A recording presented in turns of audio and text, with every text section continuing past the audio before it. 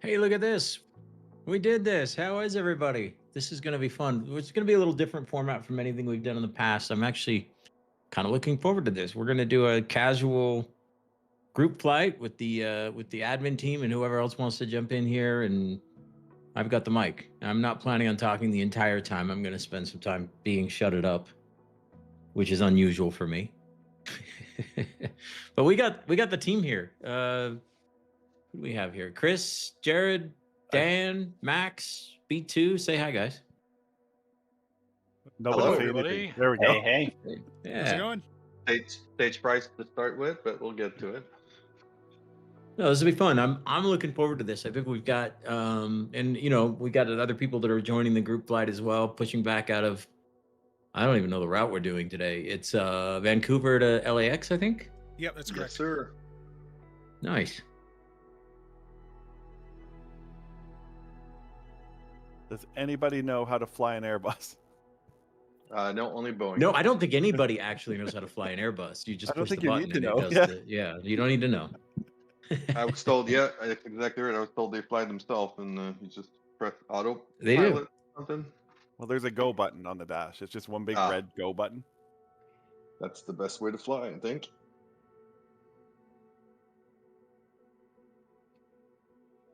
But the good news about what we're doing here is, first of all, we've got audio, right? So we'll be able to hear ATC and stuff. Is that right, Jared? Jared's kind of acting as our, yeah, you're good. Jared's acting as our audio video guy. So if it sounds Program bad, it's director. Speedy's fault, but just blame him. Yeah, I'll have ATC audio in a second. I had to restart my sim, so I'm almost back in. Because sim never crashes for anybody doing a live stream. Yeah, that's strange that you might have issues with the simulator. No, that's fun. That's all right.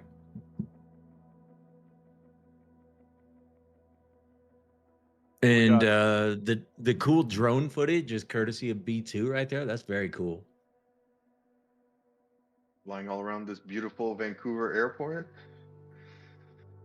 The only place in Canada And also that doesn't courtesy have of snow. Chase Plane, not a sponsor. Andy Aviates just joined the flight. This is all manual work. I'll do some Yeah, chase. Not a planning. sponsor, but How dare you? is it take really away manual? Brian's work? Yeah, I'm using a controller right now. No way. Nice flying. That's smooth footage. So that's brought to you by Thank BU, you. who is a sponsor. He works here. He can't sponsor anything. Well, I guess we're kind of sponsoring him then. You're welcome. ATC audio should be kicking in any second now.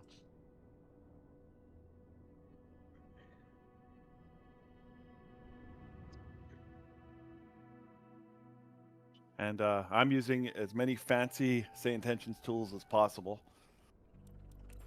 So I got my pockets guy, my checklist. What all do I got? Oh, cool. Good.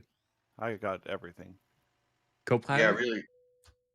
I'm not going to use Copilot. I'm going to try and be the pilot in command for now.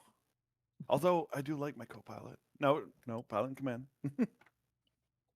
Really do love the manual checklist now. That Seriously, I love it.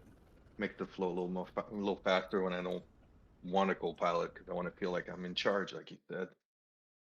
Never ends well, but What I really love about it is with our when you belong to a VA or anything, you can put in your special kind of like start ACARS thing, so you don't ever forget that. That has saved me about 4 times on my last 5 flights. thank you for reminding me. Aha! What VA are you currently flying for, Chris? No, A4 VJ has just joined the flight. I have no SayIntention.AI. Yeah. Yeah, right there. SayIntentions.va. Oh, these aren't real Ooh. things we're saying. Everybody stop. This is how it gets out of hand. Have a VA by the end of the day. In the chat, yes, Simon, you just heard a Murph. A4 VJ has now joined the flight. Heard a Murph? We have multiple Murphs.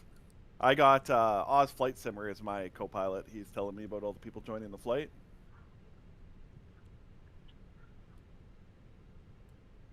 And he seems like a cool guy from down under.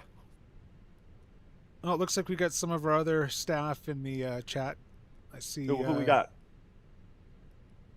Dutchie's on. Looks like Tom's on. Nice. Yeah, this is great. Oh, Team I got Havoc whole girls families is here all on. over the world. Chat. Oh. Yeah, we are really all over the world. We're Canada, US, Good afternoon. UK. Duke 632 What Sierra in Papa at Millionaire with Papa. Looking Well, to pick for up everybody that's IFR going to to Bordeaux. Los Angeles. we are riddled with Give me 1 Canadians. second for Though. that That's clearance. the most important thing. APU. Taking over slowly. Dart Yep. waiting for APU bleed available. We're mostly international Start for setting tax up purposes. checklist complete.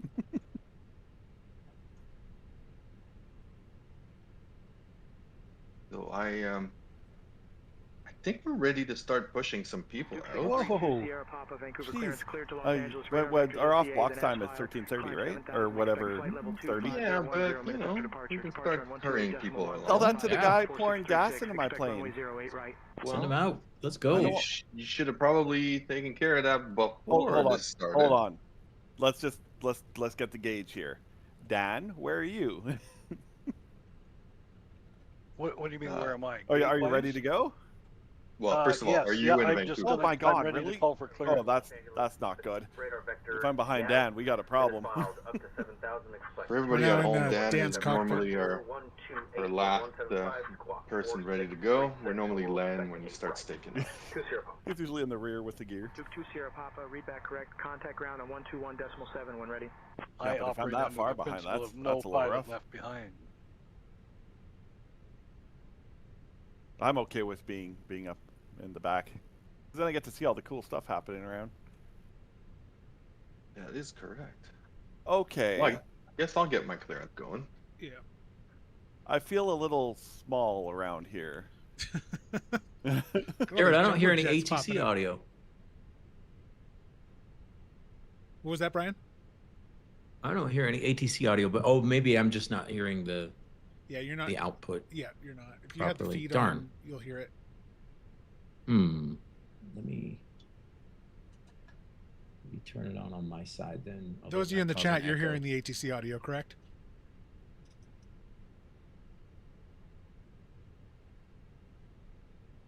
Clearance delivery. Okay. This is WestJet 9 Okay, yeah, 13 guys are hearing IFR us down to Okay, LAX, hello. and I do have information, Lima. Clearance on request. Oh, I just heard my first clearance. That's exciting. How long have you been using Say Intentions? Well, today, Chris, Yeah, today, yeah. my first clearance today. Hey, Brian, you're already getting questions about that Mac behind you. I see. Yeah, this is yeah. Wondering about the Mac behind me. That's actually the server that we use for Say Intentions. That's yeah. That's actually running all of the AI. It does all the voice generation, does all the ATC logic. So if you ever get weird vectors or anything like that, it's probably just because it's an old Mac. We just had to Why, change we the just haven't floppies upgraded out. it. Yeah. Yeah. Well, yeah, that's the thing. You didn't insert disk 2 yet. That's the problem. Yeah, but as far as the last time we fired it up, Melanie says it was actually on Thanksgiving. It was the Mac was sitting in storage for the last. 10 minutes after that. I gotta do the math. 126.125. What year is it? Squawk It's been sitting in storage since and the I will 80s. expect runway 08 right. Holy WestJet smokes! How long 913. is that now? Since 2026, 1987. I think it's been sitting in storage for the last 40 years, 40 years. We pulled it out of storage because I actually wanted it sitting behind me just like this. I was really excited about it. I learned to program on that computer that's sitting behind me when I was a kid. And when we pulled it out, it's like Schrodinger's cat, right? Like, or Schrodinger's box. It both works and doesn't work until you turn it on to know for sure. And I had to know, so we fired it up, and it fired right up. Like, all my old stuff was still on there. It was wild. It was really cool. I don't dare leave it turned on because I don't think it would last very long, but it's a cool little relic sitting back there.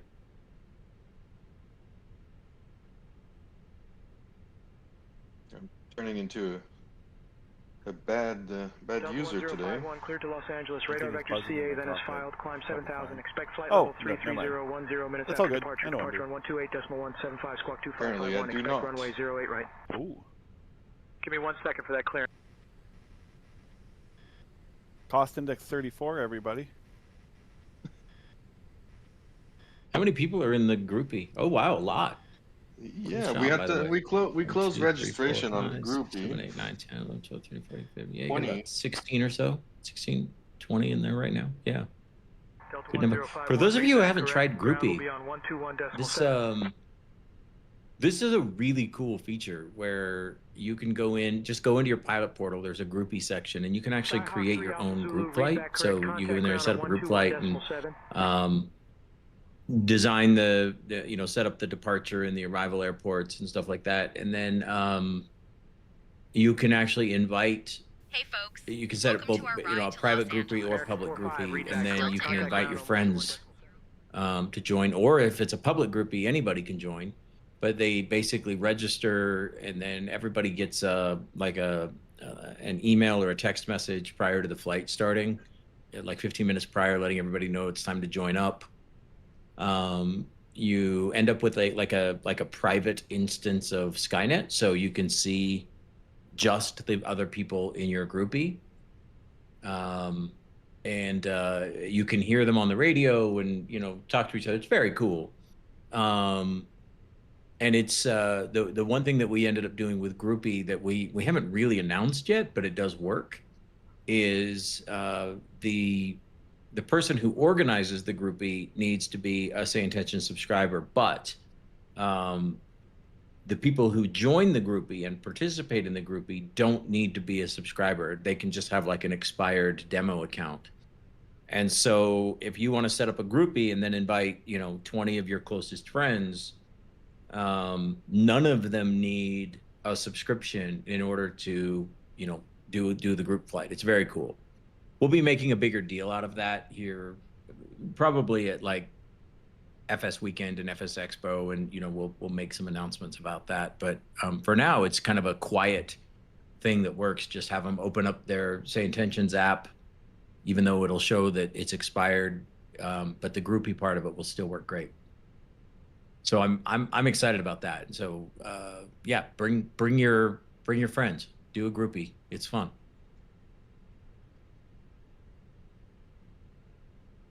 It is very fun. This is indeed. cool. When we get tokens and we're allowed to do groupies, we love it. Yeah, look at this drone footage. This is great. Nice job, B2. Thanks. I should give credit where credit is due. Groupie is the mastermind of B2 here, who's doing the drone footage for you. Between we call him B2, by the way. His name is Brian, but we can't have two Brians, so he has to be B2. They can only be one. Mike says, can expired people, expired accounts use air traffic control with Groupie? No, they can't talk to the AI air traffic control. They can't use their co-pilot or flight attendant or anything like that. But they can. You can talk to them on the radio, and they can hear your interaction. I think that's how we have it set. So they can still join the flight. They can still sort of participate with the group, but they can't actually talk to ATC, and ATC won't see them, but you'll see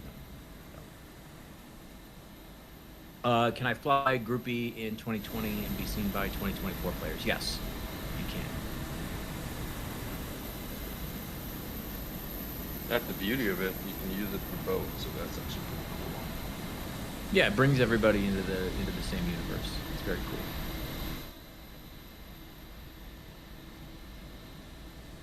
Is this custom scenery, Brian, that you're running? Yes, I think we're all using the same one. Yeah. Which one is it? We might as well give credit to whoever made this scenery. Which one is it? FS Dream Team CYVR. Okay. What, Not is it a FS Dream Team? sponsor. Oh yeah, you're right. Yeah. Right. Not a sponsor. No. Not a sponsor. That's Yes. we're just the guys. You guys just picked this one because you liked this particular scenery pack, right? I mean, I don't We mind picked giving this credit one- to whoever made the cool scenery. That's fine. We picked this one because it was not super expensive and it looks super good. Yeah, it looks really cool. Looks like it's really nicely done.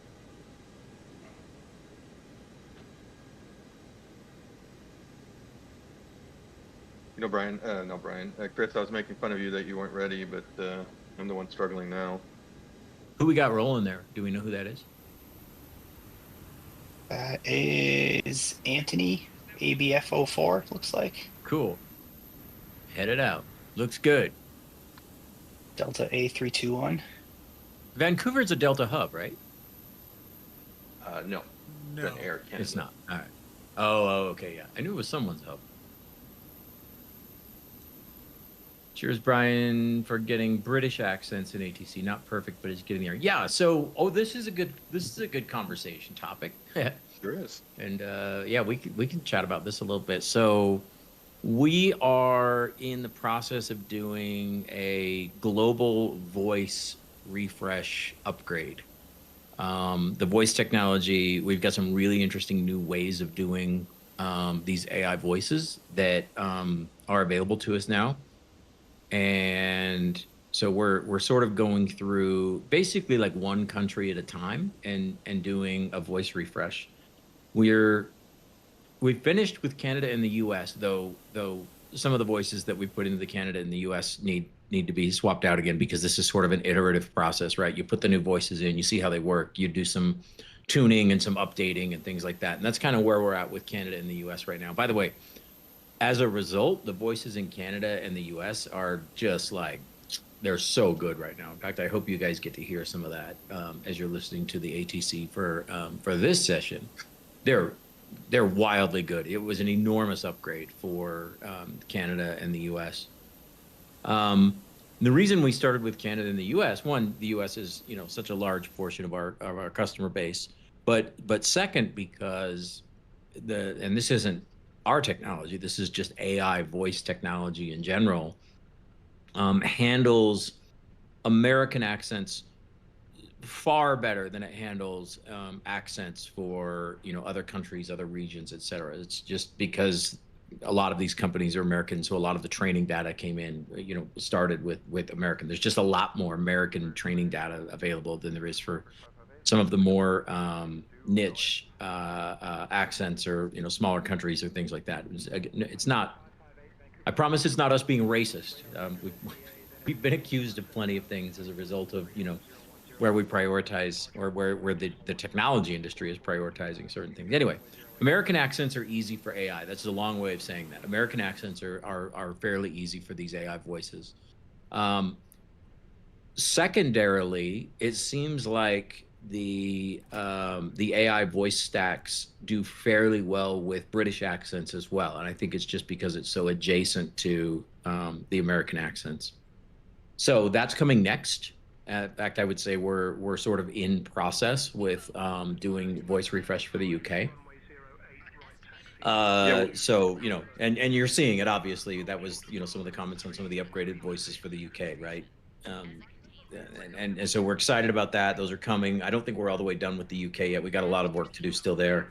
And then after that, we'll move on to sort of the next lowest hanging fruit, and we'll just basically go by whichever countries we're having the most success with in terms of replicating these new AI voice, this new AI voice cloning technique that we've come up with.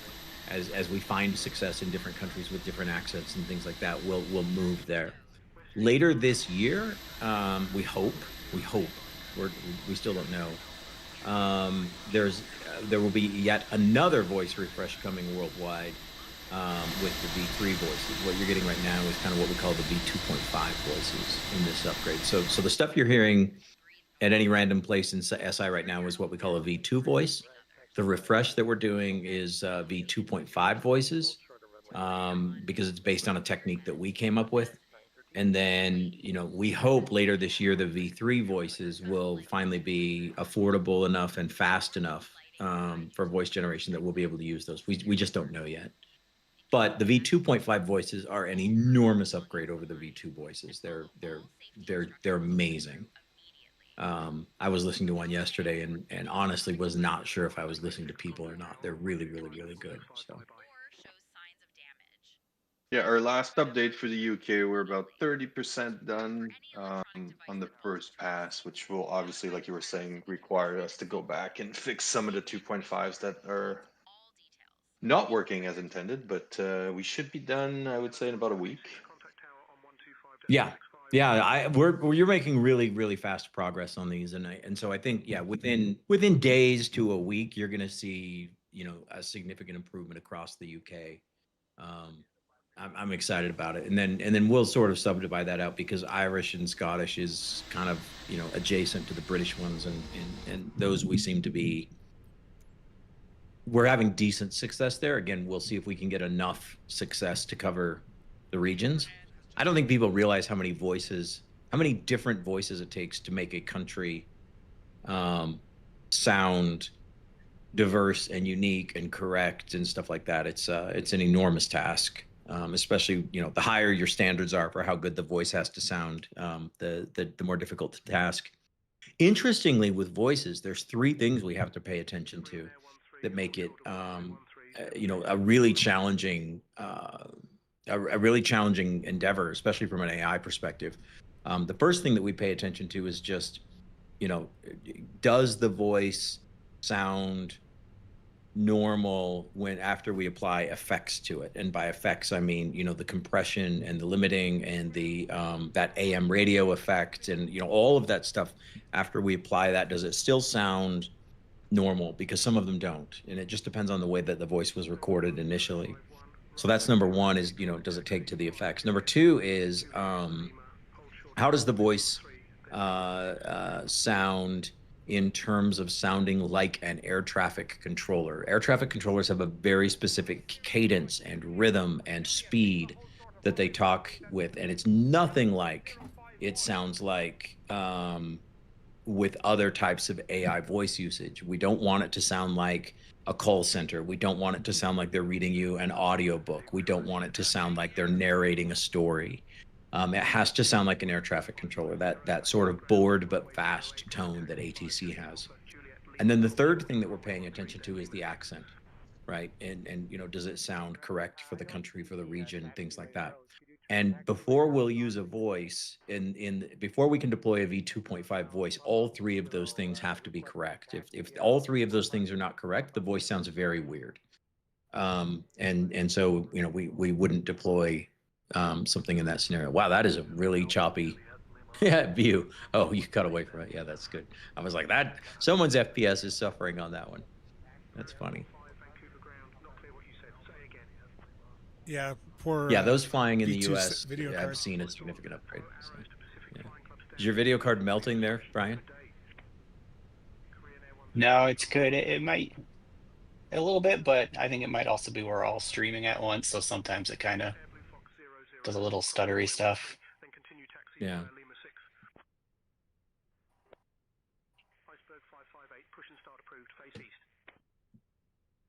Wonder if anybody found some of the voice Easter egg we left laying around.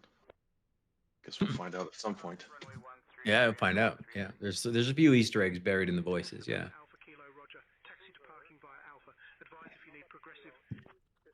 Dan, how are you doing? Are we gonna be last, or you already gone? I think I heard him push it back. I am taxiing. Yeah. Oh Believe it no! or not. Yeah. See? Oh no! It's not a comfortable feeling, is it? It's not. How about you, Chris? You ready to go? I'm pushing back right now. All right. Well, I guess I should. Vancouver ground. I don't think you understand. Should prepare. I repeat, Oops, wrong I button. am not at Boundary Bay Airport. I am located on a taxiway. And taking off with a light that says "low fuel" is good, right? I would. Yeah, just make sure that light is working. Yeah. Okay. Yeah, I wasn't sure if it's like a light test or something. So. Yeah, the best way to test that, by the way, is to drain the fuel out of the airplane, make sure the light comes on. But it's important to make sure that it stays on even after you're moving around. So yeah, it really is best to just start your flight with the light on and make sure it works. All right. Follow me for more pilot tips. I don't see anything going A wrong. good That's pilot is perfect. always learning. As long as we don't get a little terrain pull up, we should be good to go.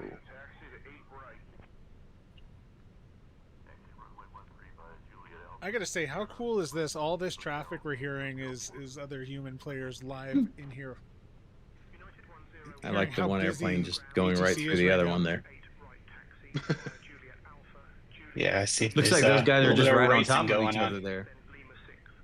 And that's always the fun thing with multiplayer, right? You never know what you're gonna expect. Yeah. It's always especially at Pushback. We did fill up this terminal pretty good with 20 users all taken up at the same time. So Here's a question for you using GSX. I have a waiting for action dismiss Phoenix, but I can't see what I'm supposed to be dismissing. Anyone have a theory? Check your EFB. Oh, you know what? I bet you I didn't set up my my thing to make the GPU go away. That's probably what it is. yeah, that That's seems what like it is. seems like a user error. Well, no, it's Yeah. because I reinstalled, and that was my fault. Vancouver ground, iceberg 558, ready for push and start. And Max, you weren't muted on that one. Well, you know, It's his first day. It's all right. That's rough. it is my first day indeed. I'm being pushed back. I figured it out. Oh, let's see.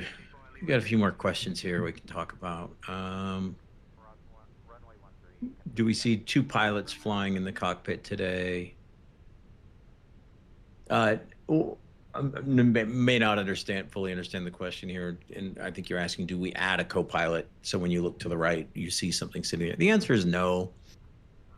I largely I've heard people say, oh, for immersion, I should be able to look over and see my co-pilot, and I kind of look at it like, really? Like, it's a cartoon character that's sitting over there. Like, I don't know if that's more immersive or less immersive than seeing nothing. I think the stuff that is available today is not great. If you want to, there's stuff that'll add a co-pilot over there. If that makes you excited, go download one of those plugins. But I think until that technology comes significantly further, I don't want to be the company adding cartoon characters to the airplanes. So.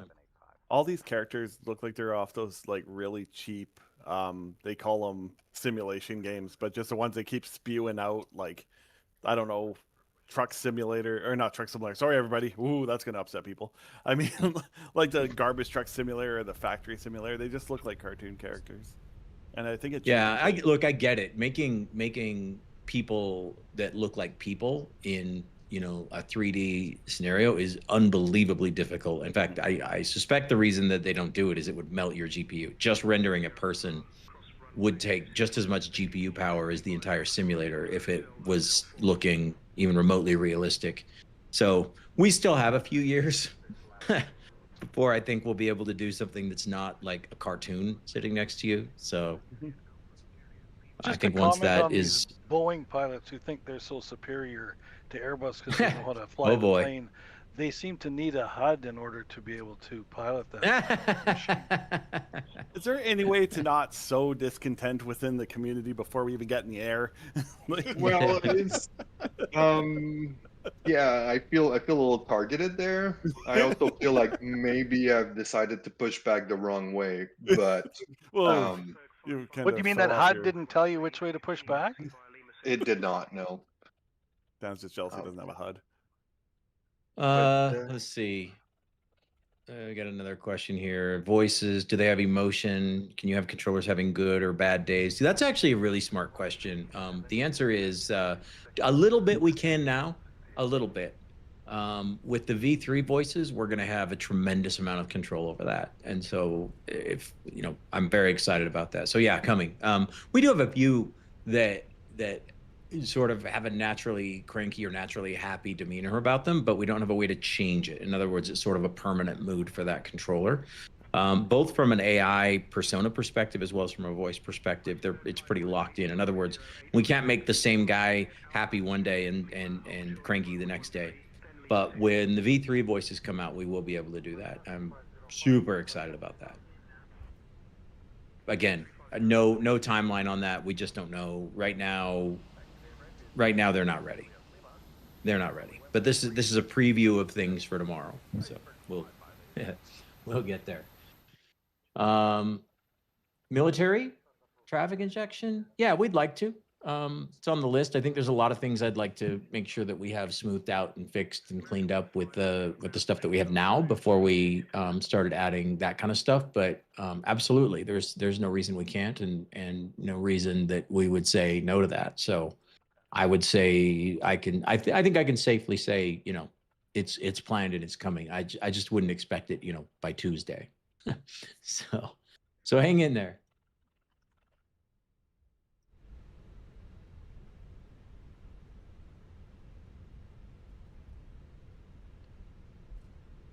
Margin was also saying right now with the traffic injection for military, it's just we're very limited on models. Yeah, the models are tricky because we could do a lot of work to make military work, and then find out that our injection was realistic, but very few people have the correct models needed to make it all work properly. So, and by the way, the military traffic is very airport specific. So there's there's nothing technically feasible stopping us from doing it, but to do a really good job of it, we would need to do some significant crowdsourcing of some of the info. For example, the airbase near where I live is flying primarily F-22s, but that's not true of all military airfields, right? Each of them sort of has their own personality of air traffic, their own stuff that's going to be featured more than other stuff, etc.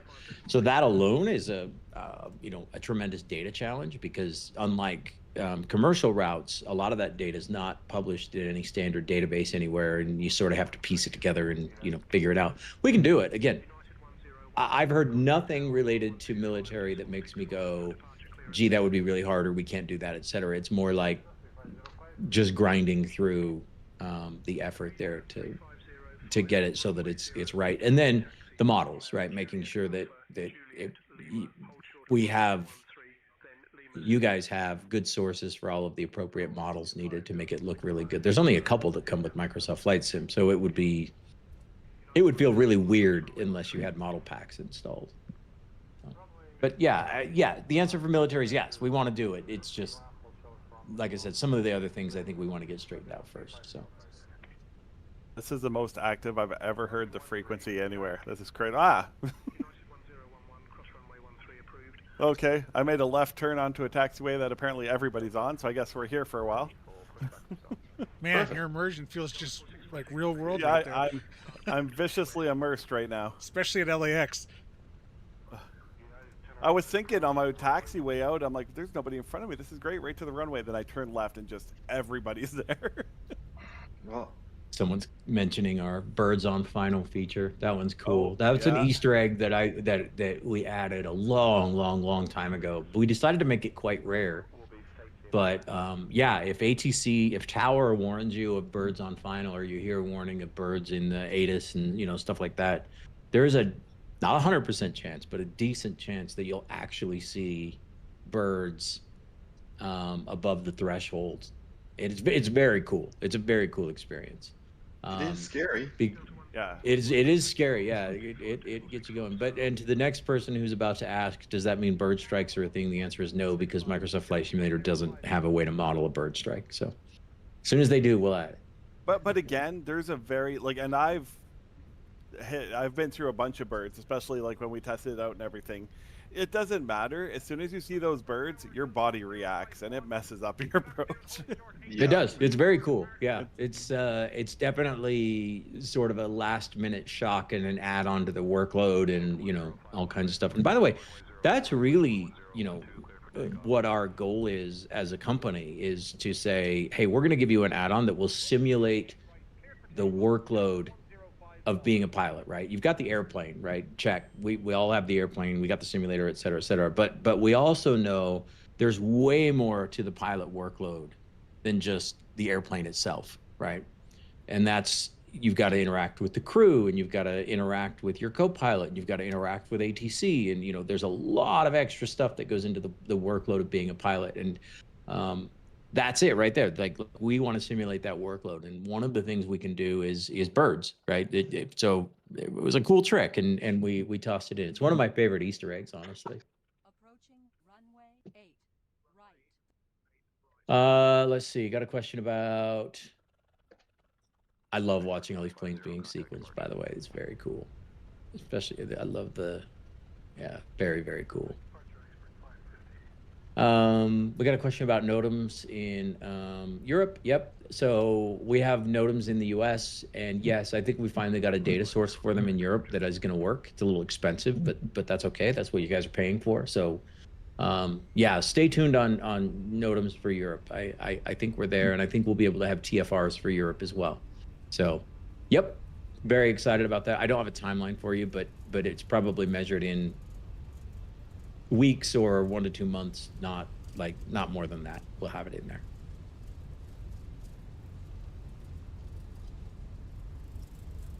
I don't know exactly how And our I do stream's set think, up, by but the if way, someone's curious why I'm going the wrong way, it was on purpose. Always. sure, I use that line a lot too. I'm back on track. And I just got my runway crossing. I realize that happens every time, but every time it's just great. Ugh. Yeah, the runway crossing logic is a good example of, a work in progress, right? 6 weeks ago, support for runway crossings was pretty rough. It was in there, but it was pretty rough, and I think now it's pretty well smoothed out and working really, really, really well, including proactive runway crossings clearances. Just like real life, you're not going to get a proactive runway crossing clearance every single time, but if it's possible and available, ATC will do that. It's very cool. Nothing better than to get one of those. They'll have to even slow down, save on fuel. Everybody's happy.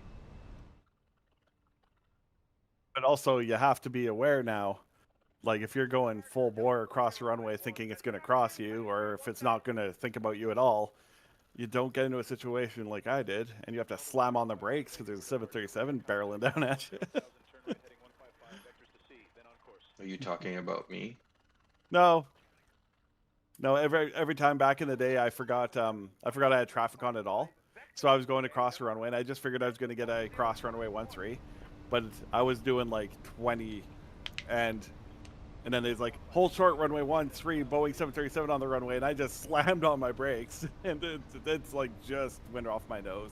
I'm like, I will start listening. Yeah, it was really there, right? And you didn't see it. Yeah. I saw it very close in great detail. Well, but your immersion was intact, so that's what matters.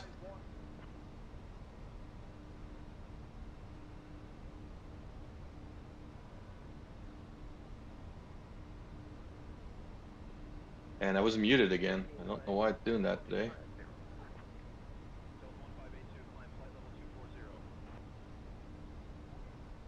Oh, let's see. I think we got more questions here. Lots of good questions, actually. How's traffic injection coordination coming on? Somebody asked about ground sequencing. Right now, ground sequencing is actually getting most of the attention from the ground team. So Tom and Roland are spending a tremendous amount of time right now on the ground sequencing side of it. That's been pushed down a little bit as we've been trying to get some other things out the door, like just Traffic Plus to, you can add more airplanes and things like that, getting the comms right, et cetera. Most of that's pretty good now. So the ground sequencing is now getting a ton of love from Tom and the team. Tom, you're not on here, are you? Yeah, he's on. He's in the chat. I know he's. Is he in? He's not on the audio side of it, though, is he? I don't see him in our list. That's okay.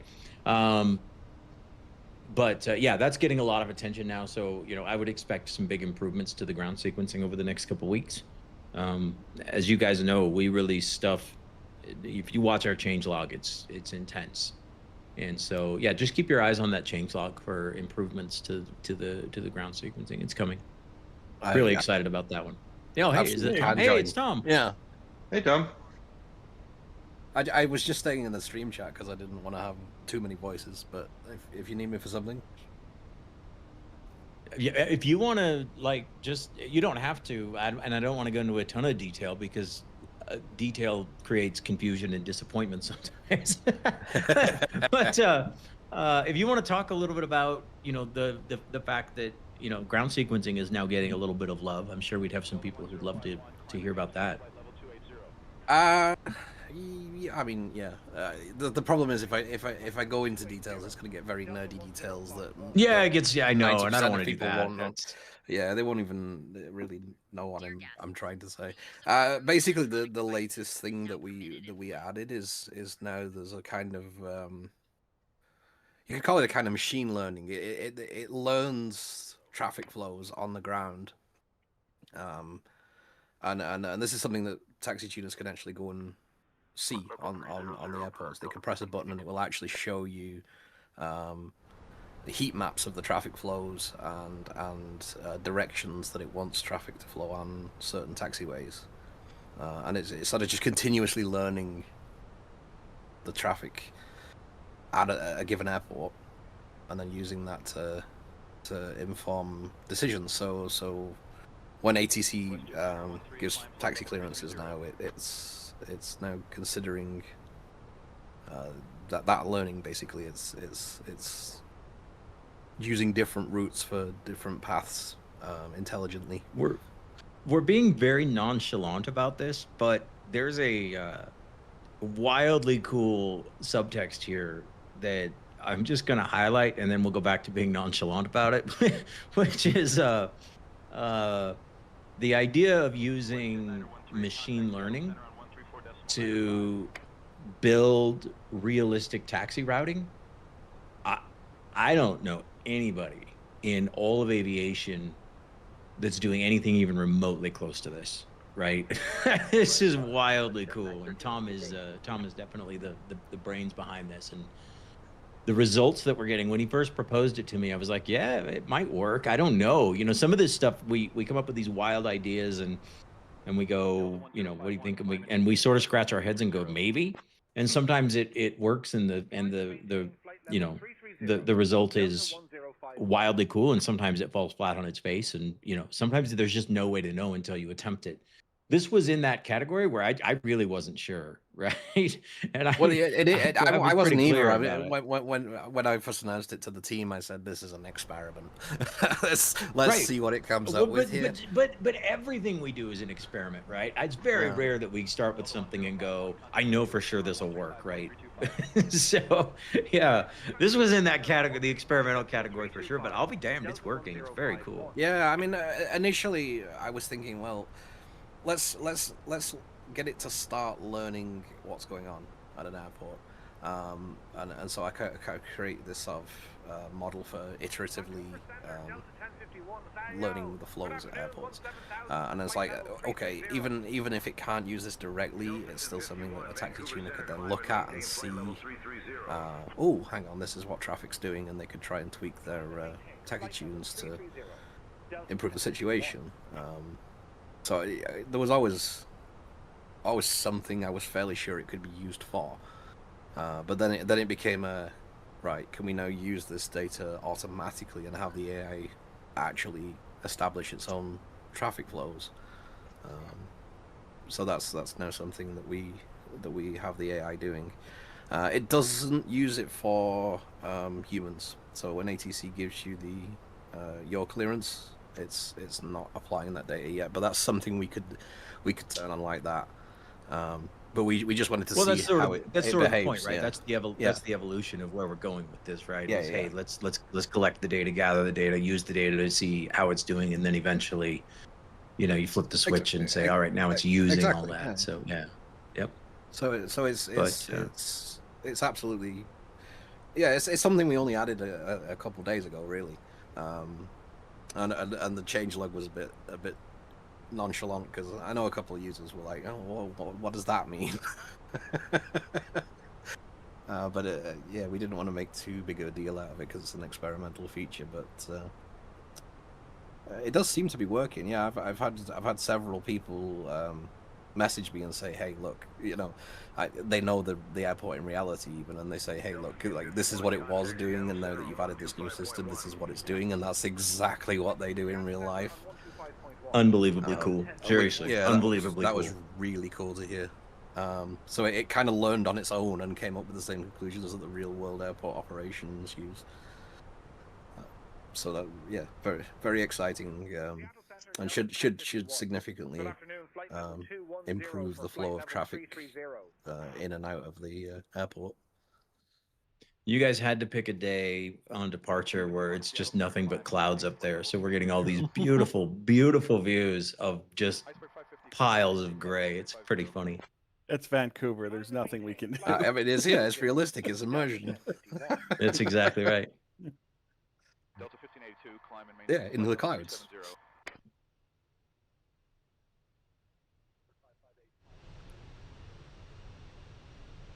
Chris, is that you? I see still parked at the gate. Nope. I'm heading up flight level 280. I just heard your handoff to center. I'll be there shortly. Oh, that wasn't me. Looks like You're not Iceberg 550? Who's 550? I'm 559. Oh, that must be Dan. Holy smokes, Dan. I don't We even have a FedEx with us. That's exciting. Was that the MD-11 user I saw earlier? Yeah, correct. I think I'm about to get into the conga line for the runway here. You got that HUD fired up. That's good. So you don't get lost on your way to the runway. Well, you know me. I like to be sure of things. Also because I have that thing about feeding on the ground, and then everybody gets mad at me. Is that a bilingual HUD? It is. Yes. Le HUD. Exactly. Dan, what's your call sign? Well, it is Iceberg 550 from my previous I knew it. flight. Oh. From your previous flight? Yes, he did not change. Well, I flew this earlier today, and I'm actually Air Oh. Canada this time, but You didn't somehow fly the back. call sign didn't change. So yeah, I didn't set something right. So to answer Jeff's comment in the chat there, he said, could it diverge from in real life patterns? It could, if it decides that that's a better pattern for what it wants to do. I mean, we don't know with stuff like this. It ironically could end up coming up with a better flow than the real airport uses, for all we know. That's but actually pretty funny. We Yeah, are it willing could. to sell Yeah. it to them for a price. Well, you never know. You never know. You know. What I want is the day when the real world pilot calls ATC and says, I don't like the path you just gave me because SayIntentions gives me a better one when I use that. Yeah. Like that's how I'll know we've arrived. The pinnacle of I'm AI. not a traffic right. kind of, or not a traffic, a weather kind of guy here, but on my screen, this seems a little dangerous to be flying through. Is that not like angry cumulonimbus right there? Is that a meteorology term, Chris? Is it cumulonimbus? You betcha it is. Stratocumulus Angry cards. cumulonimbus? Well, angry, yeah. If there's no attachment Wow, onto it. that is so cool. Yeah. Are you running a weather plugin? I'm not. That's default that- on SFS right there. That is cool.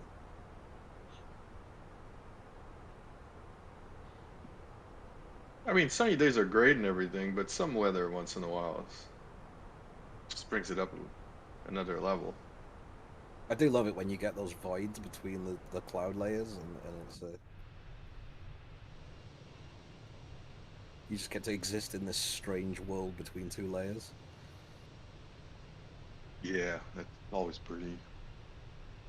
Man, that Mac behind me is working overtime right now to generate all these visuals for you guys. I think that's why B2 stream's having some trouble there. Yeah, well, that's expected. The Mac, it's got kind of an older graphics card. Yeah. Did you try kicking it? Normally I works could well for my computer. wiggle it a little bit. Yeah, see if it improves. Easy. Jiggle the mouse. Jiggle the mouse. Yeah, might be sleeping. Oh, look at that. Number 3 for departure. Beautiful. Nobody's looking at my stream, so don't worry about it. Just keep concentrating on Don't things. worry, okay, here we go. Now we're all Nothing's watching happened. Chris. Nothing happened. Nothing happened. No one needs to worry about it. So, to answer Dan, Caleb, I swear to God. Yeah, to answer Oh. Caleb, the multiplayer system, it has two modes of functioning. So you can have what we call a group code, which is something that a groupie automatically sets up, or you can manually set up. And then if you have one of those, then it only shows people who have the same group. But if you don't have a group code, and many people do fly like that, hundreds of people at a time, In fact, if you give me 1 second here, I can tell you there are currently 273 people that you would see them anyway. So it's, if you set a groupie, you only see your group, but if you're not in a group, you can see anybody else who's also not in a group. Dan thinks he's hilarious with his soundboard over there. But the other thing is I have a very sensitive controller. So every once in a while on the Phoenix, it'll shut down my autopilot, and then guess what I hear? And then I got Dan coming over here, and Terrain, pull up. I'm gonna find him. I'm gonna intercept him. I don't care about my cost index. Bump him out of the sky. It's a bit surprising for all of us to know that Dan's in the sky while we're still on the ground. Yeah, this is very uncomfortable and ahead of us. I'm still showing 7. Hang on, 1, 2, 3, 4, sorry, 6. 6 people on the ground, and there is actually another person there who isn't in the groupie, but they're at the same airport. What? My turn now. Your turn for what? He's still on the ground. To take off. You're still okay. I don't think that's We've got your approved phraseology, but you can and try then we it. have the drone above you. We can watch you take off in 2 angles. Well, that's a bit scary. I assume that's how you're going to word it to ATC. Tower, my turn now. Yeah. Can I go up now, please? Well, that's what I told him, and rightly so. It says, "Say again, please." So I will try doubt again. that. And I do doubt it that properly. very much, actually. I doubt that very much. One of the things I love about our stuff is that if you want, obviously this doesn't apply to all of us, but for people who are new to air traffic control, if you say something like, "Hi, I'd like to take off, please," it understands what you mean, and it'll give you a takeoff clearance. I mean, it's so cool. And one of the things that puts a giant smile on my face is when I hear, somebody who's very clearly a kid, 8, 9, 10 years old, doesn't know how to talk to ATC and still able to talk to air traffic control, still able to have the same amount of fun that that we have when we talk to air traffic control, because it doesn't care. Unless you turn all this on, right, all the strictness and enforcement on, it doesn't care. It'll let you do that. And there's nothing that makes me happier than hearing a little kid, enjoying using our stuff. It's so cool. Well, us adults sometimes struggles too. It's okay. Sometimes we struggle. It's rare, but we. Shoestring. Yeah, we have VFR aircraft that will go to different random airfields. If you just go turn on in your sim, just turn on the GA traffic, and yep, their range is typically limited to, depending on the airplane, 100 miles or so. They typically won't go any further than that. But yep, it'll light up the skies with GA traffic at your airport, en route, etc. You'll hear them, you'll see them. It's very cool, very cool. There's nothing else like it. I see blue sky. You will see business jets as well. They do fly IFR, and they will fly a bit further, but that's part of the GA option as well. All right, no fuel takeoff. Oh, I didn't realize that we are highlighting Maxo's takeoff here. This is good. That's not. This is the moment everybody's been waiting for. This is why betcha. everybody's watching the stream right now, is to watch Maxo take off here. So everybody, he's got his hood right on the center line. Yeah, the moment you've been waiting for. There. But he's in a Max, so I mean, hopefully. Feel free, everybody. Feel free to criticize and critique this takeoff. It's a good thing I'm not looking at the chat. No, please. All the commentary on all the things would be very welcome here. Maxo needs advice from the experts. Please, will you mansplain takeoffs to Maxo as we're doing this? He got forward pretty good. This is looking good. Was there like a 30-second delay? Because like Maxo's not freaking out, but like ignore this part. Like when I realized my AP was still on at 20,000 feet.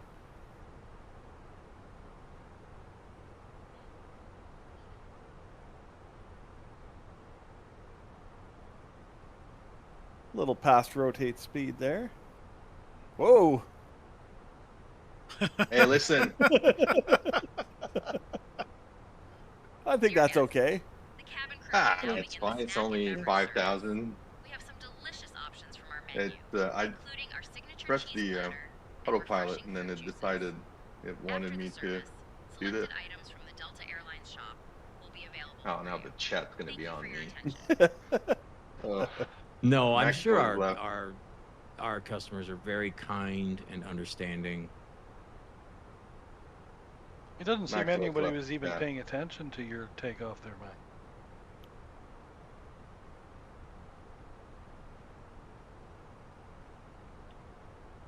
I thought it was pretty cool though. I mean, we replace tails all the time at the VA, so it's fine. I did not. Tails right.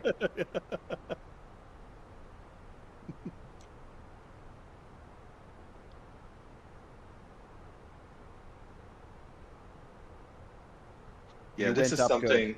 10 This is points. one of my complaint with the iFly, which I do love, but as soon as you engage the autopilot, if it doesn't like your rate of climb, it just nose up.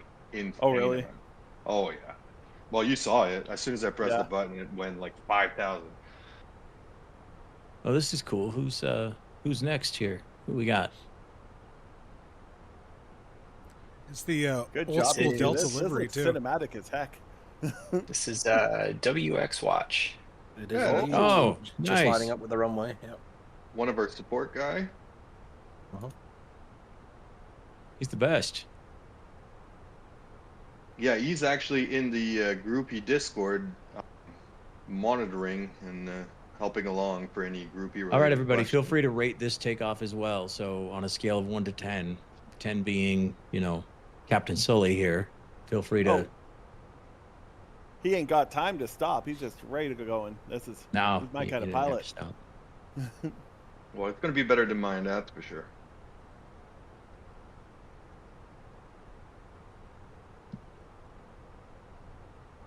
He paid for the whole runway. He's using the whole runway. Oh, there he goes. Well, why did they even have it all if you're not supposed to use it? Why would they do that?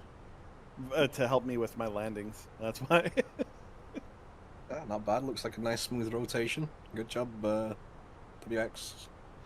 Two things that do you no good: runway behind you and altitude below you. I think it's altitude above you. Well, well, that's probably better, but I'm in Chris's case. Oh, Melanie gave us a good compliment that we sound like a bunch of Olympic commentators. That's not a good compliment. The Olympic commentator sounds like they've never seen a sport before. Well, They do, maybe don't for they? the Canadian Isn't that channels. funny? Oh, look, they're skating. Now they're doing a spinning move. A spinning move is hard. A triple Yeah. lefts with a double toe loop. There. Okay, maybe we'd be better Olympic commentators. Well, all I I mean, know is I I don't got to think- set my alarm tomorrow morning to get up at like 6 a.m. to watch the hockey gold medal game. You Who's do playing that. the gold medal Canada. game? U.S. and Canada again. How'd the Canada. U.S. end up? Oh, is it the men's or women's? Men's. Women won the gold. U.S. women. Very nice.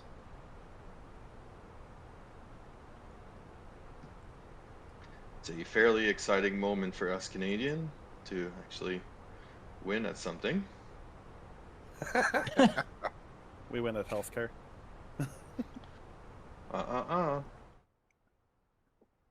This Leave is it to Chris to bring politics into it. Right, yeah. where everybody was having fun, and then Chris decides to bring politics in. this wall of cloud in front of me looks suspicious. But it's American. It's a good thing you have that HUD to guide you through it. Indeed. I don't know what I would do without the HUD. You know what? It's because I would have to go into the very unfriendly EFB to try to find the button to make it go away. I'll do that for you. You actually Well, I like do you the have HUD. to If do I that through had the one in EFB? an 'Cause Airbus, I'd it's- use it. It's normally a button up above the, And you know. if This we is haven't the made it clear, iFly. In the Bills is not a sponsor, obviously. Other system? Haha. Mr. Phoenix here is doing exactly what I asked it to. There you go. Look at that dark cloud. It's like my soul. You talking about me or an actual cloud? Yes.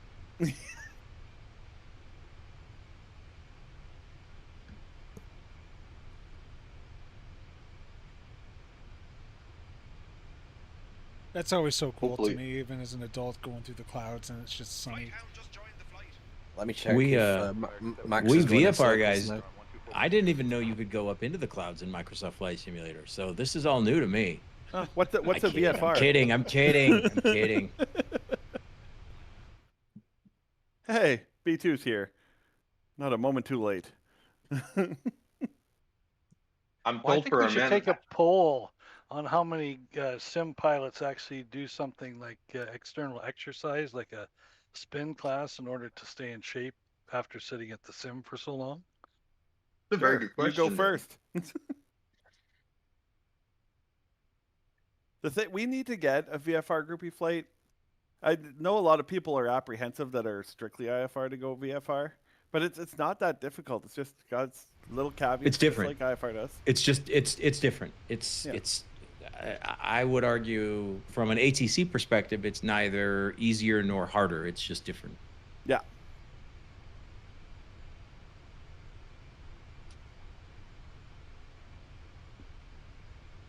Yeah, but what you're telling me is like, can I go VFR at flight level 400?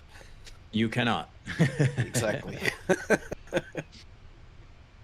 There is a thing. Well, there is a thing called VFR on top, but I won't get into that. Ooh. I got people are using the multiplayer frequency. That's cool. WestJet 9 or 13. I'd switch over, but I'm not gonna. We know better.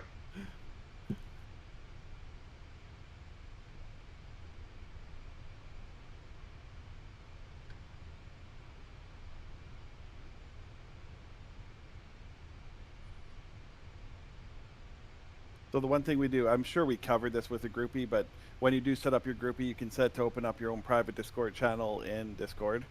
That's usually the best way to communicate with all your pilots. Second is we do have a multiplayer frequency in the plane, and I'm going to talk real slowly until I figure out. Well, it's 123.135, and there should be no ATC on there. You can just talk freely, but just be aware there is a delay. Were you having trouble finding the big group word where the frequency is? Is that why? No, you see, I don't fly with the app up for maximum immersion. Well, that makes Maximum immersion. I do need all the help I can get, so That's I not with true. everything. Okay, look how cool this is. Look at B2's screen right now. Well, Oh, there's wow. a All those delay. yellow planes. Okay, Oh, everybody that's so cool. just hold on 20 seconds. We're gonna see it. It's I'm sure. Yeah, you guys gotta wait. It's like a nerd parade. No, this is so cool. I say that in the most loving way possible. Don't worry. So Look, we're all who's nerds, in the yeah, that very is front, so cool. B2? Oh wow. Okay, who's at the front of the nerd parade? Yeah, that's a good question. Texan 818. Oh, Texan. Okay, follow-up question. He's bringing not up very the good rear? team player. That would be probably me. Or James. Oh, James was after me. James it's was after James, me. yeah. I'm fine. I'm fine. It's Wow, WX that's Watch. really cool. Oh, Well, technically, technically it's Alpha Recon because Alpha Recon is still at the airport. Is this the United flight, Alpha Recon? I think he might have had some issue there because he was parked on the taxiway for quite a while. So he had a There's cabin Skid crash, Rock. had There's to Jared. head back to the gate, get the unruly passenger off. That Oh, does yeah. happen on Was that United. Buford? Buford TX. Okay. Might as well give some shout outs here. Andy Aviates. Oh, I've gone the wrong. I'm looking at the delayed version here. Sorry, let me try to no, get with that it here. that actually helps. That helps for the rest of us watching the delayed version. Sorta. So it helps you. Well, yeah, but Hey, look, it's me. you and I are talking live, and everybody else sees the delay here. So I don't Maxo in the understand time back. travel. WX Watch in the air, and then we got someone still on the ground there. Yeah, Alpha Recon still. He'll be the caboose in the nerd train. Good. We need one.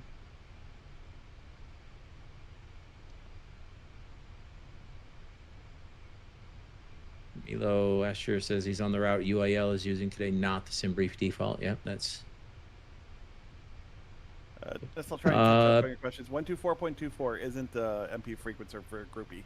Groupie will be the one that I said that was something else. 135. Delta 1051. Or 123.135. Correct. I got it. Oh, the weather's quite nice above the cloud. Like when there's no cloud, you can see the sun. Blue skies, always. Who knew? Yeah. Good afternoon. Maintain I mean, flight I level do live 0. on the West Coast, so for me, I haven't seen the sun since. Delta 1051. Oh, It's I up How do you think I there. feel? I'm British. Well, We fair haven't enough. seen the It's up sun there. since 1985.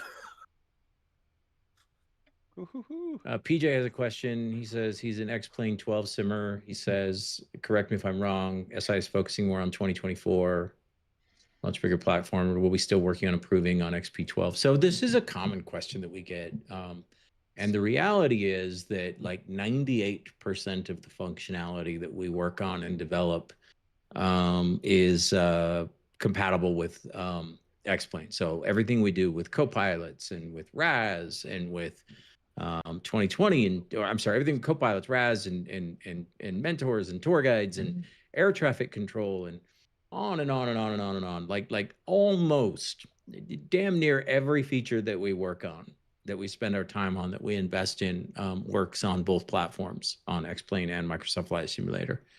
So while I understand it may feel like there's a few things missing, the reality is that the vast majority of the stuff that we release works on all platforms. Yes, there's some exceptions. Traffic has still not made its way to X-Plane. It will. You know, the multiplayer stuff hasn't made its way to X-Plane. It will. But the other 98%, 99% of our features are available on both platforms, and we continue to improve them and we continue to work on them, etc. So look, my view is this: if you ever feel like, even as an X-Plane user, we're not giving you value for the money that you're paying, meaning you say, gee, you know, I'm paying my $18.95 a month, or, you know, whatever it is per year, whatever, and I just don't feel like you're giving me, you know, enough for that money, then you should cancel your subscription, right? It's very simple. But if you say, you know what, I'm getting everything, I'm getting what I'm paying for, I'm getting enough value, then great, then we're happy to have you as a customer. But if we're not delivering on what you think you should be getting for the money that you're paying, the great thing is you should vote with your wallet and leave. You really should. And I know that's not how companies normally talk. But look, one of the great things about a subscription model is that you get to vote on whether or not we're delivering every single month. And if we ever stop delivering, then you should make that vote. But I like to think, you know, we're working very hard on what our customers are asking for. I don't know any flight sim add-on developer that works, you know, harder than we do. We've got a very dedicated team here, very smart people who work a lot of hours, and we're proud of that. We're proud of the product that we've created. And like I said, if you ever feel like we're not giving you the value that you deserve, then you know, then you should for sure not be paying us money. That's just economics 101, right? So yeah, we're glad to have you. Don't misinterpret what I'm saying. Speaking of economics, Max, how's your economics going on over there? Well, I'm not sure what that light means.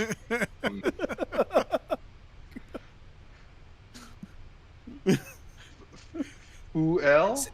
Yeah, fuel. I don't know. What is Maybe that? it's saying you have too much fuel? Oh, okay, dump fuel, got it. I don't think I can do that in Max 8. Let me see. Let me see if I can dump fuel. TSI Girl says, I'm enjoying SI immensely. I use 2024, been around since 2000. Never into talking to ATC, but loving it with SayIntentions. You know what? Thank you for saying that. I really appreciate you saying that. And largely because that's been our mission, is to make air traffic control accessible to accessible, exciting, interesting, engaging to people who, frankly, maybe weren't that interested in it before, didn't care if it was part of their simulation or not. Man, once you try SayIntentions, like once you plug this into your simulation, there's no going back. That's my view on it anyway. I can't imagine flying anymore if SayIntentions isn't running. Like that would feel so strange to me to be in a big empty simulator. So thank you for saying that. I think that's a good representation of what we really, really, really want to accomplish, is just to make it accessible and fun and engaging. Yeah, and And I've if said you get this. it wrong, nobody Yeah. cares, right? If It's you really screw it true. up, yeah. I mean, your friends will make fun of you, but that's the most important thing. You have friends? Ouch! You were my best friend. Well, I'd see that Maxo fixed his fuel problem by taking the bulb out of the warning light. Yeah, there you go. Well, if you keep pressing on it, it makes it disappear. So I'm just holding it, and it's fine. Just tape Can't electrical you tape over it. just move the little slider to add more fuel? That's what I usually do. Oh. And I do not know why real Ooh. pilots don't use that trick. Yeah, like seriously. I've said this before in relation to the whole not flying with SI thing, is even on the back end when you know kind of how the sausage is made and how the secret sauce is made, it's still, I love every minute of flying with it. And I guess it's like a McDonald's hamburger, you know how that's made, you still eat it and it's tasty, but like just even knowing. Well, no, but it's a good point, because a lot of the way that so much of other add-ons work is, you'll use them for a few days or a few weeks, and suddenly you start to feel, and I'm not talking about air traffic control add-ons, I'm talking about just add-ons in general, right? They seem really, really cool out of the box, and then you use them for a few weeks and suddenly you realize, okay, I've got the algorithm figured out, like I know how it works now, got it. And some of the magic disappears after you sort of adjust to the way that it thinks. And while a little bit of that is true with SayIntentions, not much, right? Like this thing is constantly throwing loops at you. There's very much an element of unpredictability. There's elements of, you just never know. And in that sense, I think we've done a wonderful job replicating that sort of unreliable workload that pilots experience every day, right? Like you start a flight, there's no such thing as a flight that goes gate to gate exactly as planned. That in the history of aviation, that's never happened, right? And I like to think that we do our part in making sure that nothing is as predictable as simulators sometimes make it, right?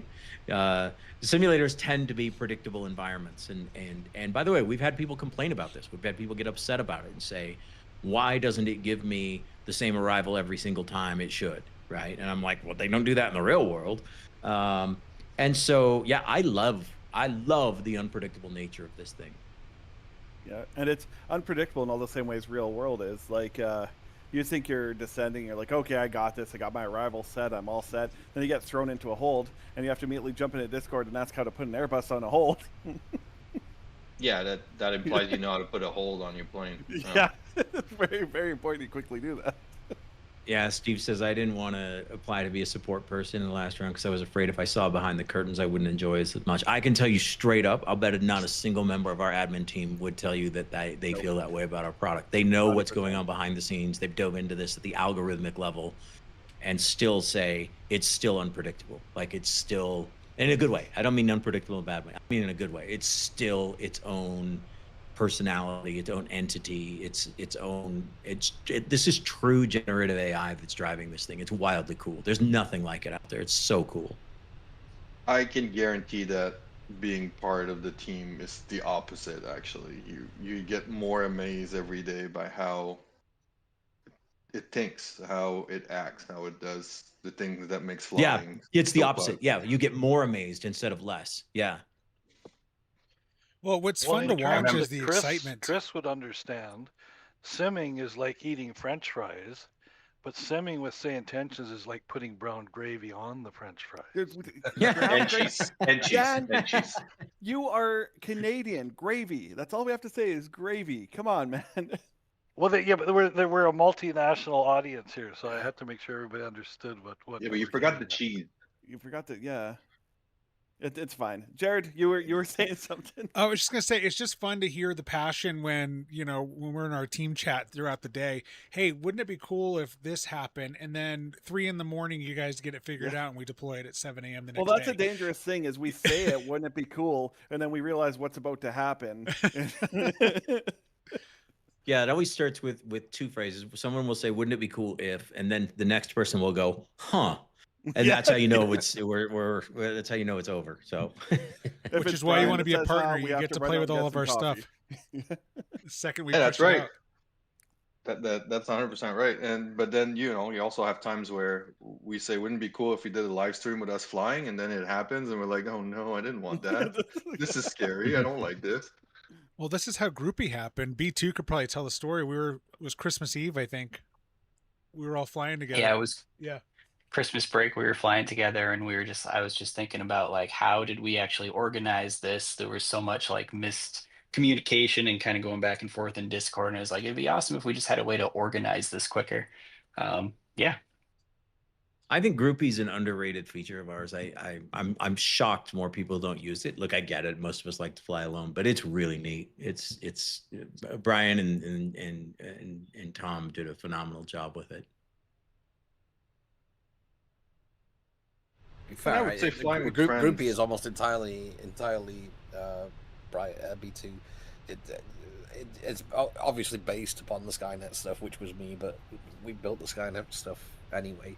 So yeah, it's bringing visualization and organization to your work for sure.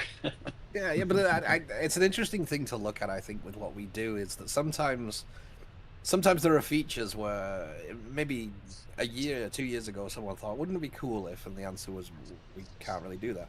But as we build more and more blocks, we build a framework where we come back to something sometimes, and someone says, "Oh, you remember this?" And we're like, "Yeah, we could do that now." Now we can. Yeah.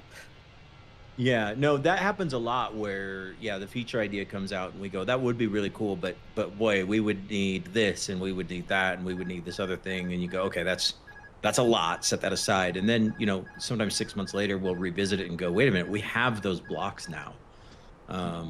Yeah, it happens all the time. RAS was a good example of that. We would have loved to have added RAS, a year and a half ago. But we were missing some important pieces for it that we suddenly realized we had, and so it got rolled back in. Mark says, just wanted to say I love your product, keep on going. Thanks, Mark. Thanks for stopping in and saying that. It's fun. This is a really rare moment where you have the majority of our admin team and our engineering team here. Got a few people missing, but we got lots of them here. So these guys don't hear enough, I think, from you guys, from our customers, about how much people are enjoying this. Sometimes we're so face down in problems and the next feature and the next thing that it's easy to forget for me and I think for the whole team that there's tens of thousands of you out there who are enjoying this all the time.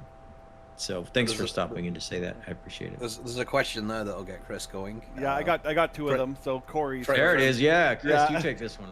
So here's a new mission set idea: organ tissue transports or transplant transports. That's kind of in there already under our air ambulance SkyOps mission type. What I can and also the Air Care Alliance. So maybe talk about that too. And the Air Care Alliance as well. So for the air ambulance mission type, that is more almost human organ kind of stuff, where it's going to be one airport to another major airport, simulating an ambulance, picking up from there. What I can do is I can add a little bit more transplant stuff, because I'm starting to think that I don't have any of that in there, so we could get that in there, absolutely. Air Care Alliance is kind of a separate thing, but man, I love it. And it's based all on real world missions, the Air Care Alliance, and it's just asking those private pilots who just want to get their flying time in and to do some good to go up and do these humanitarian missions, whether it's transporting veterans to a medical appointment or transporting dogs for adoption, or my very favorite one is transporting turtles for turtle related purposes with Turtles Fly 2. They're everything in the Air Care Alliance is legitimate real world corporations. They're non for profits that need these things, and they're based on real routes and real things that happen. So check out Air Care Alliance as well. Yeah, and for the tissue stuff, I'll look into that as well. The cool thing about the Air Care Alliance stuff is, the missions are based on real world missions. Obviously, the names have been changed and things like that. But if you fly an ACA mission in, say, Intentions, there's a lot of different organizations. Yeah, I think it's called Pilots for Paws, I think is the one. There's, there's probably like 12 to 15 different organizations that exist under the umbrella of ACA. But if you fly one of those missions, we'll make a real world donation to that organization. So, and you don't have to do anything. Just go go complete the mission, and it automatically triggers a donation to that organization. I love our partnership with ACA. There it is. Look at that. We got the mission board up and all kinds of missions you can fly. And again, this is a unique opportunity where time in the simulator actually translates to doing, real world good for somebody. So yeah, I love this. There's a question. Any plans for helicopters in SI? We do have helicopter support basic right now. If you hop in a helicopter, fly off IFR or VFR, it will support you taking off from the pad, from the apron, anything like that. We are going to be building that out more. It's on our list, but there's just other things we want to get ahead of right now. But that's coming. I love helicopters. But it works pretty good. Huge fan. Oh yeah, it works pretty good. You can fire up a helicopter and go. Yeah, it's cool. The only thing we're really missing is like helicopter routes, which are a lot. But like you can fly an IFR helicopter route, or not a helicopter, but an IFR helicopter completely fine.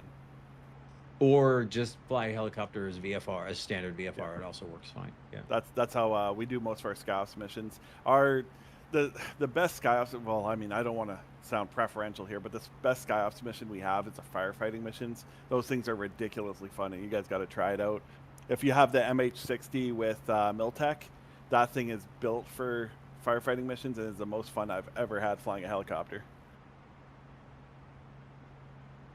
The firefighting missions are really cool. I agree. All the workload of departing, coordinating your airspace movements with air traffic control, plus coordinating the drops, picking up water again coordinating back and forth with air traffic control as you're moving through these airspaces. It's so cool. It's so cool. Hey, it's Andrew from Forder Learn to Fly. Hey, buddy. Oh, Good to see you. Yeah, love Forder. And Forder Learn to Fly, they use Groupie a lot for their group flights. Are they using it now? I didn't know that. Oh, that's so cool. Oh yeah, they're in there all the time. I keep trying to get in there, but I keep getting sidetracked. I am very much squirrely. It's good to see you, Andrew. Thanks for stopping in.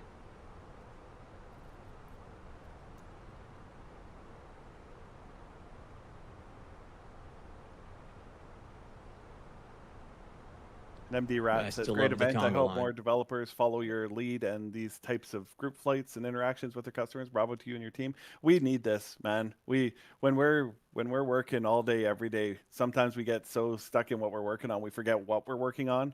So as soon as we get in the air, we're just like, oh God, yes, this is great. It's a bit of a funny reality for I think for all flight sim developers is because you're working in that sphere, you spend all day looking at what went wrong, and sometimes you lose a bit of perspective on what went right and the customers that are enjoying the service and enjoying it yourself. Really, I mean, we make that joke, don't we, Brian? That once you start developing for flight sim, you stop flying. Which is a big thing with events like this and the expo shows is to actually see the other side of it. Yeah, to remind ourselves why we do it, right? Like, this is why. Completely unrelated. I just saw somebody's watching from Argentina. Thank you for the love. Where is everybody watching from right now? I bet we have worldwide attendance right now.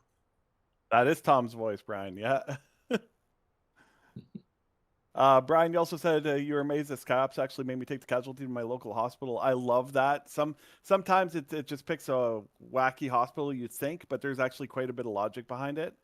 In my local area, up in Edmonton, Alberta, I get to visit all my hospitals' helipads when I do SkyOps missions. It's super fun, and it's smart enough to know that if it's a youth that is the casualty or the patient, that it knows to take it to the Stollery at the University of Alberta Hospital in Edmonton, and it's super cool. My landings on those hospitals are suspect, but that's on me. Oh, we've got a really cool mix. Yeah, Toronto, Slovenia, Nottinghamshire, Dallas, Texas, Vancouver, Northern Illinois, UK. Nova Scotia, fantastic. Yeah, Bedford. Oh, Jamaica. Then Maryland. now I'm just jealous. That's not nice. Melanie's at Brian's house. Oh yeah, Yes. yeah. Cork Brian's and house, Ireland. USA. Yeah, Melanie is here. I can confirm and let the Buenos record Aires. show. I have a hot lady at my house right now. Oh, Noted. Montreal No, yeah, everyone jot that down. Let the record show. Slovakia. Well, So what you're saying, Brian, is there's hope for the rest of us flight sim nerds? I did not say that. I did not say that. No. Got it. Requesting permission to climb to flight level 3, 9 at 8. Oh, shout out to Hot Springs Village, Pig Suey, woo Pig Suey for the Razorbacks. Tennessee.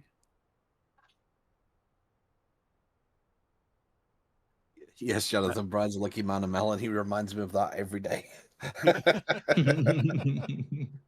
Australia. Oh, you man, Australia. I've got a whole new appreciation just from the flight sim, just from flying around there for a bit. With Oz Flight Simmer streams, and who else do we have from Australia that was Simblitz. Simblitz. Oh Simblitz, man, yeah. that's a great community in Australia.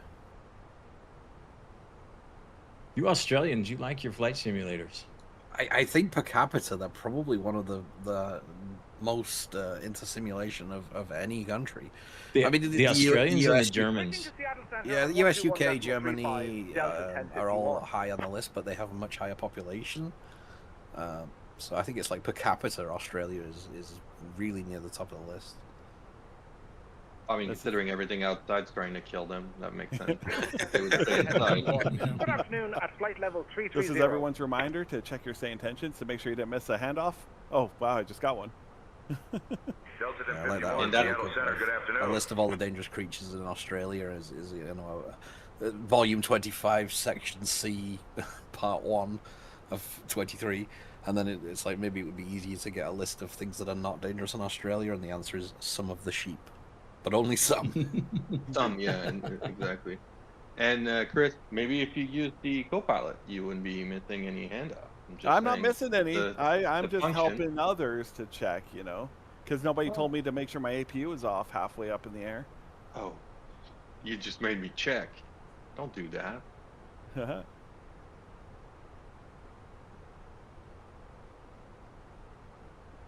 And that shows how different level of expertise you can have and still enjoy using SI. Like, I don't know what I'm doing. Chris doesn't know what he's doing. I don't know what I'm doing either. I haven't got a clue. And here we are. Traffic. And then there's So- Dan.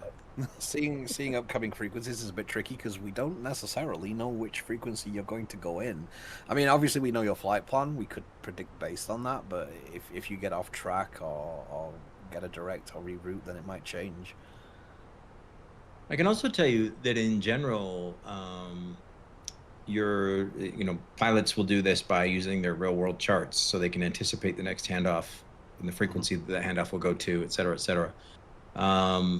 In most parts of the world, that actually works really well, even with SayIntentions. And so if you've got your real world charts in front of you and you're using those to anticipate the next handoff and the next frequency, it'll be pretty close. Even in real life, it's not exact and it's not spot on to do that, but it'll be close. It should be similar with SayIntentions, assuming you've got correct data, and assuming we have correct data. In most parts of the world, that will work great. So just using your charts to anticipate the next frequency, just like a real pilot would, should work. Hello, Speedbird 14. And Brian Crawley, we are not seeing Brian flying. He says he will do an IFR flight at 10,000 subs. You'll never do Right, an higher power. I don't know. It could be a fun stream watching Brian look around the cockpit going, which button? This is a funny question. Why does ATC voices not match the region at times? New York JFK might have a non-American accent. All right, full stop right there. I just found the guy who's never actually flown out of JFK in real life. Because JFK controllers have very different accents. They do not all sound American. And just that's the nature of aviation, guys. Sometimes Qatar Airways sounds American. Yeah, guess what? Qatar sometimes hires Americans. I actually know a guy, an American, who flies for Qatar. But the follow-up question is still valid, which is the feature still being perfected? Yes, the voices are still being perfected. In fact, if you want to rewind a little bit to earlier in the YouTube segment here, right real close to the beginning, we talked a lot about voices and a voice refresh that's being done. I went into a lot of detail on that. We spent 10 or 15 minutes talking about voices, so it might be worth jumping back to that. Yeah, just make a flip back to the roughly the time everybody was taking off when we talked about an upcoming voice refresh. There's some really good info there on what we're doing to address that. And we do try to throw in a couple of accents that might not seem like super American, but that's America for you, right? Like they're supposed to, yeah, but it's supposed to be like an exception and not the rule. So yeah. You should hear them occasionally in the U.S., but not all the time, right? So, yeah, but the real question is that something we're still working on? The answer is yes, 1,000 times yes. We're still working on that, and it needs more work, and hang in there. Sometimes we'll fall back on an American accent. Yeah, and it's getting everything is getting sharper and better. Everything. In fact, there was a question a few minutes ago about vectors. Are you working on vectoring? Yes, we're always working on vectoring. We're always trying to improve the algorithms. We're always trying to improve the terrain vectoring constantly. In fact, we just pushed in a whole bunch of new fixes literally just yesterday to improve some things with vectoring and timing of vectoring and things like that. And that's a never-ending thing. Not a week goes by where I probably don't spend at least a couple hours on vectoring algorithmic improvements. And I got to tell you, our vectoring today is 1,000x better than it was a year ago. A year ago, it was a hope and a prayer. Yeah. And now I'm honestly really surprised if people report vectoring issues. I go, what, really? And we'll usually get in and find some, extreme edge case that needs a little bit of adjusting. And we do absolutely make those adjustments. So yeah, the question of, is X being worked on? The answer to that is 99.9% of the time. The answer to that is yes. Whatever X is probably being worked on, because we're really never happy with the state of the product, right? I don't think myself or any of the admins have ever looked at the product in its current state, whether that was today or 6 months ago or whatever, and said, we think it's ready. We think it's done, right? This product will never be done because there's always something we can improve. We can always improve the timing or the cadence or maybe slight adjustments to the way decisions are being made. But we'll never run out of improvements that we can make. It'll never be done. And I will tell you this, that is the beauty of a subscription model, right? We can trash talk on subscriptions all we want, right? Whatever, like I get it. And trust me, I don't love it either. But if a subscription model has an advantage, if it has a pro, if it has something that's good for the consumer, it's that we are constantly incentivized to continue to improve this thing, right? You can see all the people that are on the chat here from our admin team and from our engineering team and things like that. We're never satisfied because we don't have to be, right? We can afford to push out updates and upgrades constantly because we have this sort of incoming revenue stream that allows us to continue to improve and continue to do better and continue to expand our team and continue. While the traditional flight sim development model says, once I have your money, I no longer have any incentive to continue to support you. I have no incentive to continue to provide upgrades or updates or bug fixes or anything like that. I have your money, right? That's not us. We have to continue to improve this thing. We have to continue to surprise you, continue to delight you, continue to put a smile on your face, continue to improve the product, or you'll leave, right? It's that simple. So again, if a subscription has an advantage, it's that, right? We are forced by nature of the model to continue to give you more for your money, to continue to make it better. And I love that. Now, is subscription the best model? I don't know. I don't want to get into that debate. We do it because we don't have a choice, right? If you saw the size of the bills that we pay every month to these AI providers, I've used the term before, I'll use it again, but the cost for us to operate this platform is eye-wateringly expensive. It is intense. And so we don't really have a choice. We have to, our pricing model is what it is out of necessity, but there is an advantage that comes with it, and it's a big advantage, and we're really proud of that. And honestly, too, is like we like staying at the cutting edge of technology too. When something new comes out, Brian's first thing is always, how can we employ this? And that's going to keep us going forever. Like, yeah, oh yeah, I really don't see us running out of things to do for a very, very, very long time, if ever. But there's always the next step, not just the process, right? Pilot at look, NGB. this is software development, right? Yeah. He said they got a phone number near DCA yesterday. Well, what were you doing around DCA yesterday? Well, knowing the answer. If you ever do get a phone number for a pilot deviation, be sure to call the number. It's my favorite Easter egg. Yeah, you got to call the number. Yeah, coming out of Reagan, if you don't make that left turn, you're getting a phone number. So wait. So when I do it, you guys laugh at me, but this guy does it, and you're like, oh yeah, it's okay. What is this? Yep. Yeah, you got that right. Yeah, correct. Yeah, Okay. I'd say that's a good summary. Yeah. Yep. Nailed it.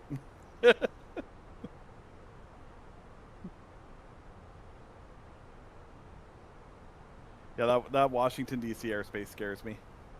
Oh yeah. You stick to your lines on that one. Would not be flying VFR there. That's for sure. Is anybody doing anything interesting right now, Jared? No.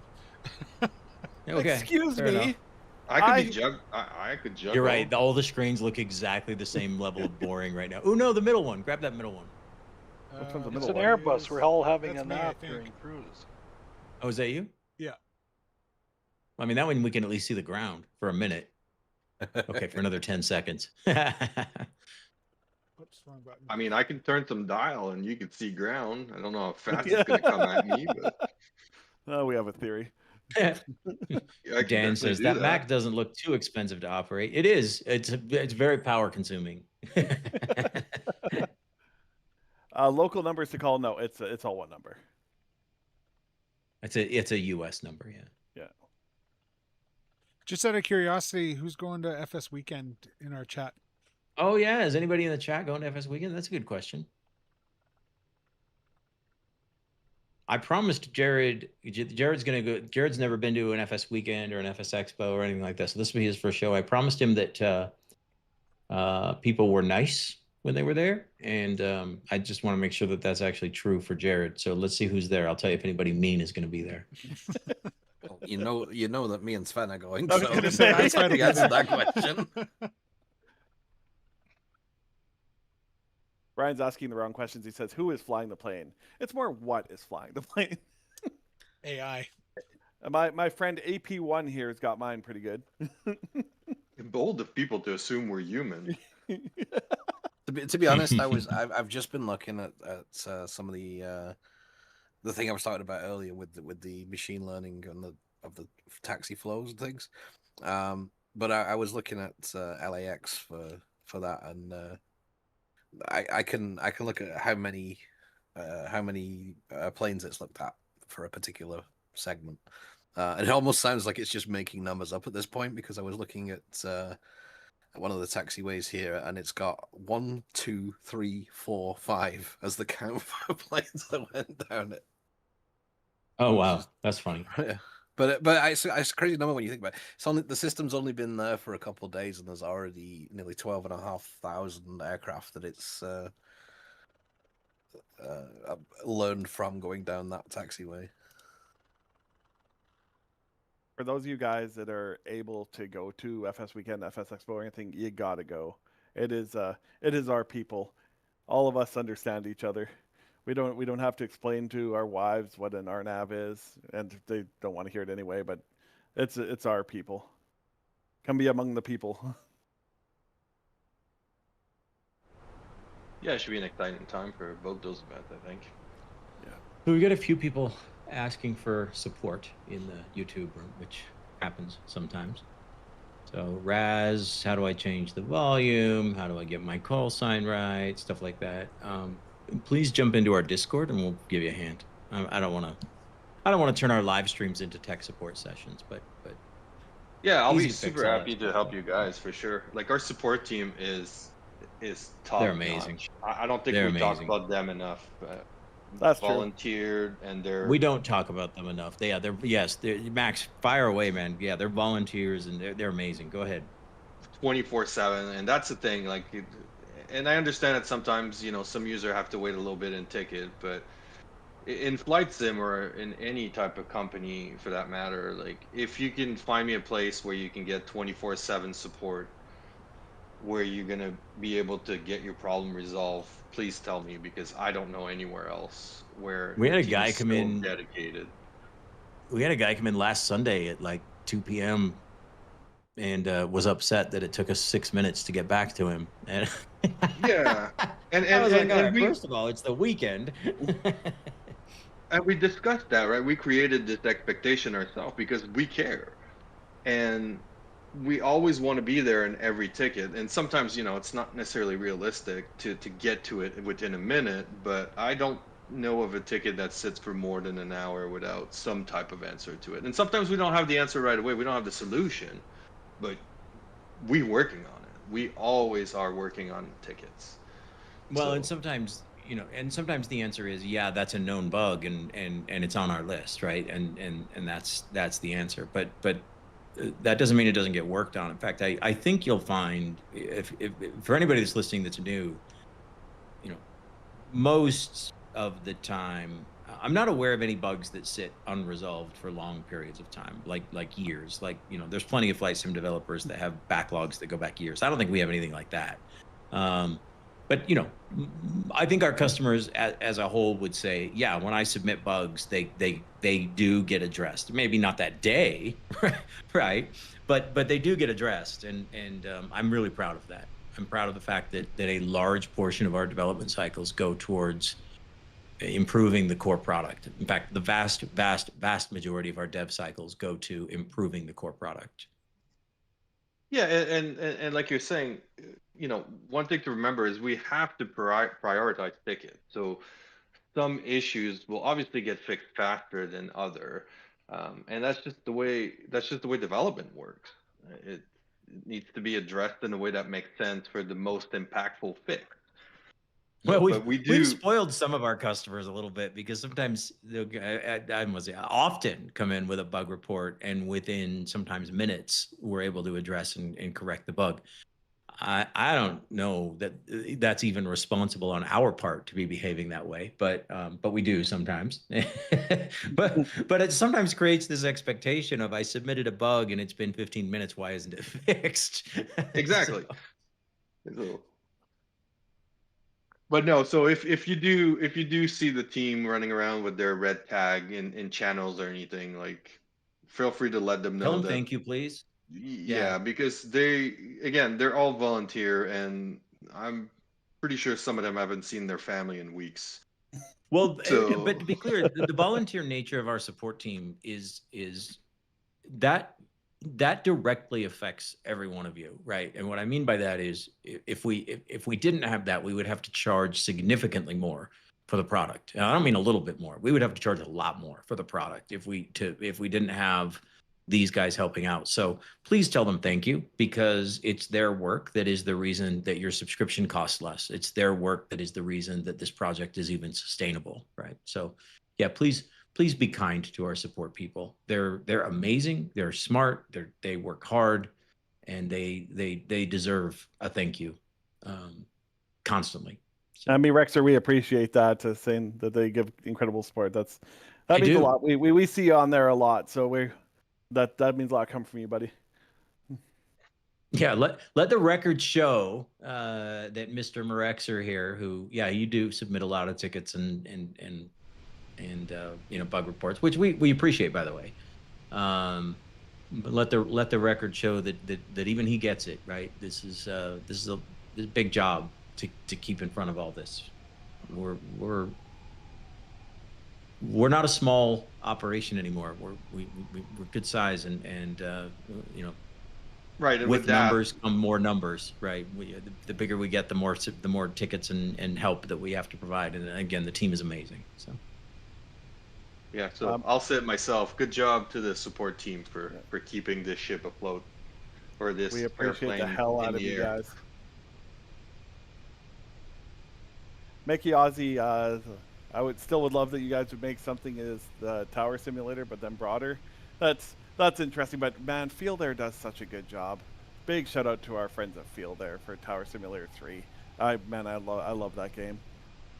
Oh, Igor says in Russian. Go ahead. I love SayIntentions. Have you figured out how to bypass the Russian ISP blocks without a VPN so everything is fast and without delays? No, we have not. I've called the Kremlin several times and asked them to change their foreign policy, and for some reason they have not returned my phone calls. But I'm working on it, buddy. I'm working on it. I promise. I don't think he asked if we have. I think he's saying he worked out how to do it. Oh, that is what he said. Thank you, Tom. No worries. Apparently my Russian is terrible. Unbelievable. I thought I was the hired ESL. Yeah, nicely done, Tom. Yeah, he says I figured out how to bypass the blocks. Okay, well, I'll stop calling the Kremlin then. I'm going to stop. Well, no, we got other things to work out. Yeah, we should still call them every day. I don't see what could go wrong with that.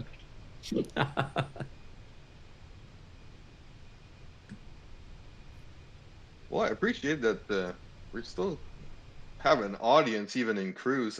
Yeah, that's pretty impressive. Thanks, guys. I mean, maybe we should have done a shorter flight. yeah, I was thinking about that. I was like, maybe that wasn't the best route. Vancouver to San Francisco or something. This was a tactical decision. I'm happy with our route. And besides, our guys in the group here are probably having a blast too. And it's funny you guys say shorter flight when like 40% to 60% of the other guys would be flying like 9-hour flights.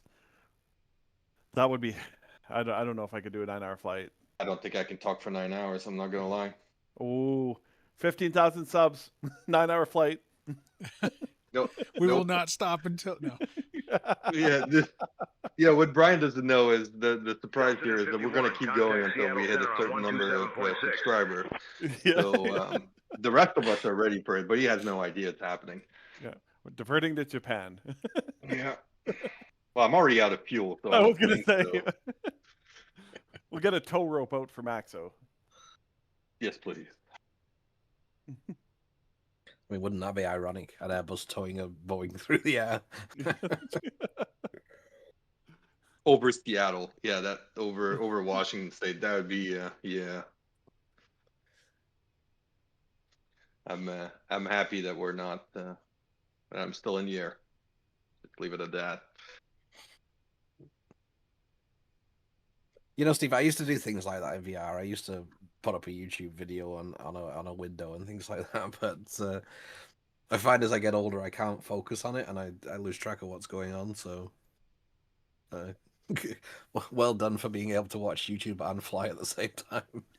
Contacting Seattle Center. Yeah, and Maxim TV says, thank you for virtual airline support, RV pilot, great experience. So, yeah, that's something that Chris has been working on quite a bit, right, Chris? If you want to talk about the airline, the airline alliance. We are up to 162 virtual airlines as part of our alliance. And for the people that don't know, the Virtual Airline Alliance, we don't host VAs, we don't run them or anything. The Virtual Airline Alliance is just a way to bring your virtual airline into our group so that we can display them all good on SayIntentions and you can see yourself on the map and orchestrate that way. And yeah, we have 162 and counting. And you even get a nice little logo of your airline get on a your good Say logo. Intention. Yeah. A lot of the major ones for are the done. all this for the low price of It's free. $199 payable to me. No, it's completely free. Oh yeah, right, free. But like, if you want to send me $199, that's cool. No, it's completely free. And a really interesting thing is, if you do run a virtual airline, but you don't want to subscribe to Say Intentions, you don't need to. Just send me or send VA at SayIntentions.AI an email. You'll get a trial account, and then you can access all your setup there. And what you can do there is then customize your airline so that one, Say Intentions knows your airline, so it'll call all your pilots on that airline the right call sign. And then you can also customize your cabin crew announcements and everything like that. And as an airline operator, you don't have to pay anything for that. I mean, if you try the trial version, something tells me you'll be a subscriber in no time, but you don't have to be. That's the important thing. It's just way more fun to be. Yeah. No, yeah. Even if you're not a subscriber and you have a VA, yeah, come sign up anyway. And we're talking about lots of VAs are a big fan of VATSIM, right? And that's where we also came in with an end on end up, which is also a good product for the VAs, I think. Yeah, because we know your pilots, they love VATSIM, and there's no reason not to. Real world controller is always going to be an AI controller any time of the day. But as soon as your pilots leave that controlled airspace, oh, it's a lonely time. There's no such thing as Unicom. Oh, well, there is Unicom, but there's no such thing as a Unicom on Say Intentions in the VATSIM side. We're getting some very job interview type questions here. How do you see SI in 5 years? Well, 5 years is pretty tough. That's a tough one. Yeah. But I think we'll be controlling real world traffic by then. Yeah. I did do. We did hear about 5-6 weeks ago, Igor. We did a Vectors to Final episode. If you go to our YouTube channel, you're already on our YouTube channel. Go to the live videos, and there's a video that we did, again, like the first week of January, where we talked about the road ahead. We talked about the road, what we accomplished in 2025, and then we spent some time talking about what we wanted to accomplish in 2026. I would take a look at that video. Skip the stuff where we talk about the past, move to the future. We spent about 15 minutes talking about what's coming. You might find it really interesting. That's for the next 12 months. Beyond 12 months, I wouldn't even dare speculate where this goes. I mean, I've got a rough framework in my head, but not something I would even dare chat about. Like flight sim is just, it's so fluid. We plan to continue to improve what we have, obviously. We plan to continue to get better. We plan to continue to get smarter and faster, and everything, becomes just simply better. There's so much room for this thing to get better. It's pretty amazing as it is. Don't get me wrong, but there's so much room for this to get even better and even better and even better. And so that will always be our core focus. But there's always things we can add on around it that will continue to be interesting in terms of simulating the workload and the feel and the dynamics of being a pilot. That's what we're working on. That's what we're focused on. So yeah, stay tuned. But for sure, go watch that video, because we do talk about the next 12 months and what we're thinking about and prioritizing. And we have no idea where. Yeah, we have no idea where AI is going to be in 12 months or where our technology is going to be. It's just going to be. It's exciting to not actually have that information and to see where we can end up. Yeah, nobody knows, right? If you said, what will AI look like in 2 years? I don't think there's a single person on the planet who could give an accurate answer to that question. And so, stay tuned, but rest assured, whatever is the result, we'll be all over it, right? We're going to be opportunistic when new stuff comes out. Whatever we can incorporate is going to be incorporated. And the reason is simple. We love this stuff as much as you guys do, right? We love pushing the envelope. We love pushing this harder and further and continuing to blow our own minds, just as much as we like to blow your minds with the stuff that we're able to make it do. So stay tuned. As this stuff gets better, so will SayIntentions, no question about it. I see we're scrolling the VA page right now, the Virtual Airline Alliance page. I get a lot of questions about this. Why is there 6 at the top that are highlighted? Did they give us special money? They did not. It is ordered by the airlines with the most amount of users on SayIntentions. So those are our top airlines. Big shout out to Walker Air. Holy smokes, guys. You guys came in like a wrecking ball. They sure did. Yeah. It was I got the message, but like, hey, we'd like to set up our VA. I'm like, sure. And in like 2 days, like almost up to 100 people, like just so interested. But I love you guys. Weather report from above the cloud, still sun, I like still that. sky. At 1 FPS. Switching to Oakland Center on 128.8. Delta That's all we need. 1051. That's why nothing is changing. I think I've been paused this whole time. Everyone's laughing, but I'm actually concerned. Yeah. I wouldn't tell you guys if I did or not anyway, but that's true. In this case, I'm still in the Conga line. I would like to point out that he's still in Oregon, is where he is. Yeah. There's nowhere in the chat where nobody's called us out for not doing something or forgetting something that we saw. So I think we're doing pretty good. Oh, I was so nervous. I don't know. I wasn't looking when I took off what people had to say, so I'm going to assume it was all great comments. Yeah. Oh, they're all great comments. Yes. Nobody mentioned my flaps weren't set properly, so I'll take that. Well, the thing is, we didn't need to because we knew if at some point you would self-implicate that. B2's waiting for us at LAX. Yeah, nice and sunny here. We've got Kyokan just coming into California airspace now, I think. Oh, nice. Oh, yeah. I just handed off to Oakland Center. Well, we did pretty good at spreading. It's a nice spread we've got going on, so that's reassuring. Yeah, we do naturally spread. This is by far the biggest groupie we've run, and it's going pretty well. Because again, we're not going to get that spacing just yet. That's something coming. But like honestly, me and Maxo have been flying groupies for quite a few times now, and it's been amazing every time. That's pretty much all you guys do now, isn't it?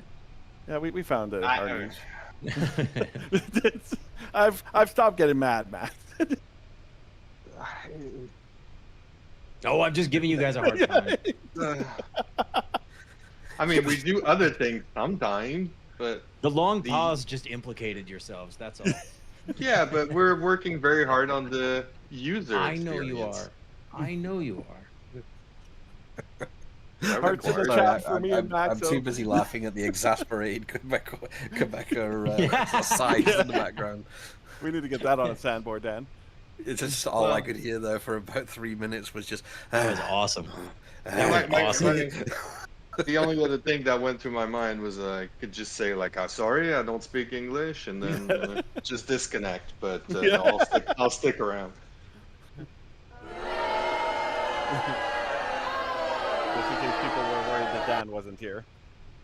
Oh, I'm getting booed. Brian, for sticking around. Got it. Brian says, does AI manage the grouping or the sequencing in Groupie? The answer is not yet, Brian, but it's coming. Friendly Giant, does SI inject animals or birds when approaching the runway? We do. A little bit of an Easter egg when it happens because it's quite rare, as you can imagine. We don't want to do that very often because very often it's not realistic, but yup. Stay frosty. Because sometimes. You're sitting there worried about birds on the runway and then you get put into a hold. Yeah, and just so we're clear, we do not insert flying elephant. That's not a thing. No. Ground elephants. We'd like to.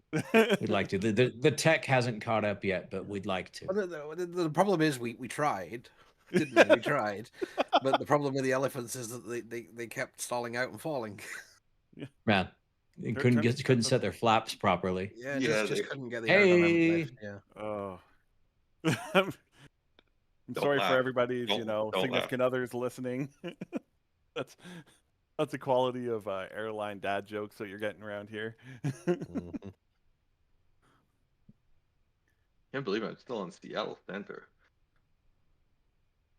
Yeah, the spacing in Groupie, honestly, it's just also fun just to kind of space yourselves out just a Yeah. bit. AI Well, you will kinda land you, have- no problem, but just You kind of have to just yeah. because of pushback, right? Because if not, like you end up just piling on top of each other. I know I always say this, and I know it's fake, but it's amazing how real the sim looks now. Like that, the rocky terrain just looks amazing. Yeah, I'm always gawking at the scenery when it's not real.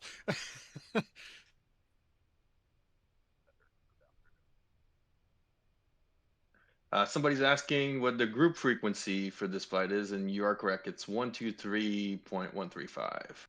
Yeah, and that will be for any groupie flight you fly. If you guys have a groupie, that will be the shared frequency on all of them. So you can risk putting it on comms 1, and you might be able to talk to people, or you can put it on comms 2 and just listen and switch back and forth if you want. I do hear people talking on there. I haven't got on there yet. If anybody could hop on, there was somebody who's trying to figure out maybe how to get onto our Discord or something, but Center, Iceberg 558, unfortunately level I'm not hopping on there 350. just yet.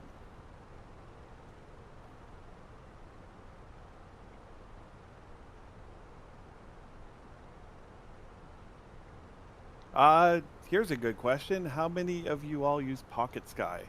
And if not, why Oh, not? that is a good one. Yeah, why not? Yeah.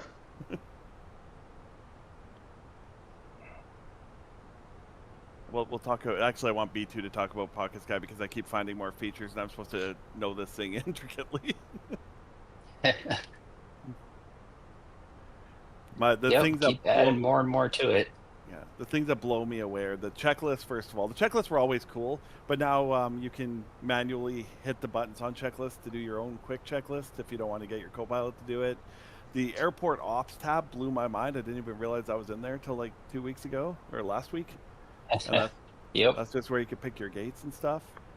There's just so much. The map is fantastic. I used to use our unrealistic taxi lights or little arrows and stuff, but now Groupie Pocket Sky will just show you the route, and I think that's where we're going to be in normal technology in like 5 to 10 years, where it will just show you your route on your tablet anyway. So we're kind of ahead of the curve, I think. But there's just so much more. There's our CPDLC on there, dispatch briefings. And one thing that we don't talk about a lot about Groupie is, real life does happen.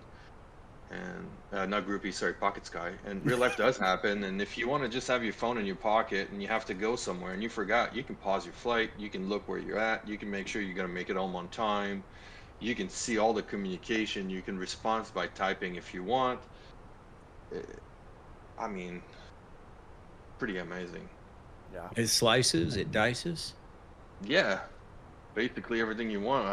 I'm not even sure why we don't have an infomercial about the Pocket Sky, to be honest. We could. We'll put one should. together. What's interesting too is I don't know if this is a supported feature, if we even know about it, but I use it on 3 different devices.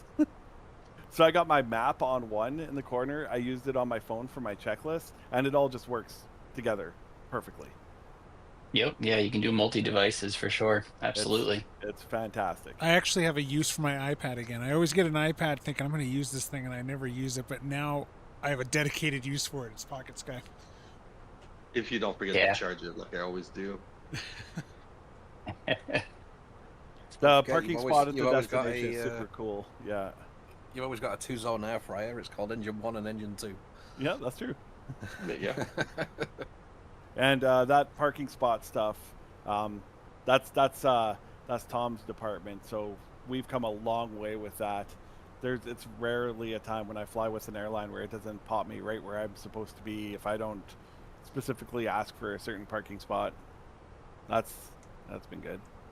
Yeah, the taxi tuner stuff behind that's awesome. I mean, in yeah. Pocket Sky, Groupie, it knows your airline. It can show you exactly what gates, if you're choosing, or if you don't, it'll assign you to one of the proper gates.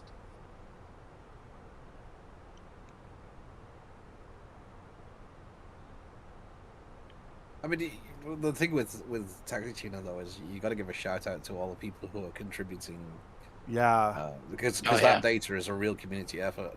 I mean, sure, I built a system, but they're the ones that sit there and have put countless hours into tuning, literally thousands many of hours. airports. Yeah. Amazing. And you don't get this sense of community outside of the sim world, and that's something that we do appreciate, is that this community is super tight, and you guys help, you guys come in, and it's an amazing community. So thank you. Also, another thing on Groupie for people who haven't used it, when you do set up a Groupie, you can pick your starting gate and your ending gate. Your starting gate, that's on you to load in at the correct one that you picked. That's all you. But on the ending gate, whatever you picked, SayIntentions is going to send you there. So on this Groupie, when it ends, you're going to see, I think, a lot of us clumped up. So we're all going to be kind of parking in the same little clump. We're all professional. I don't see a problem there. Now, whether you park at that right gate or go off the rails a bit, that's different. But that's why Pocket Sky is good for that, because it will drive you right to the gate. If you're not on that purple line, that's on you, buddy. Brought to you by Pocket Sky. Yeah. Well, it's a question now for the CPDLC and Telex free text stuff. Can free text be used to request anything else from ATC? I'm pretty sure. I'm not the. Unfortunately, the person, our expert on that particular thing is not in the voice chat here. But I'm pretty sure I can answer it. Yeah. Yeah. Yes. Yep. You can actually use the free text feature in the A-Care system to request anything from ATC. Same as if you were talking to them on voice. It's very cool. There's nothing else like it. It's very cool. I'm surprised more people don't use it for free texting requests to ATC, because you can do anything. The question is, does it route through the interpretive AI engine the same as an incoming voice question does? And the answer is it absolutely does. Yes.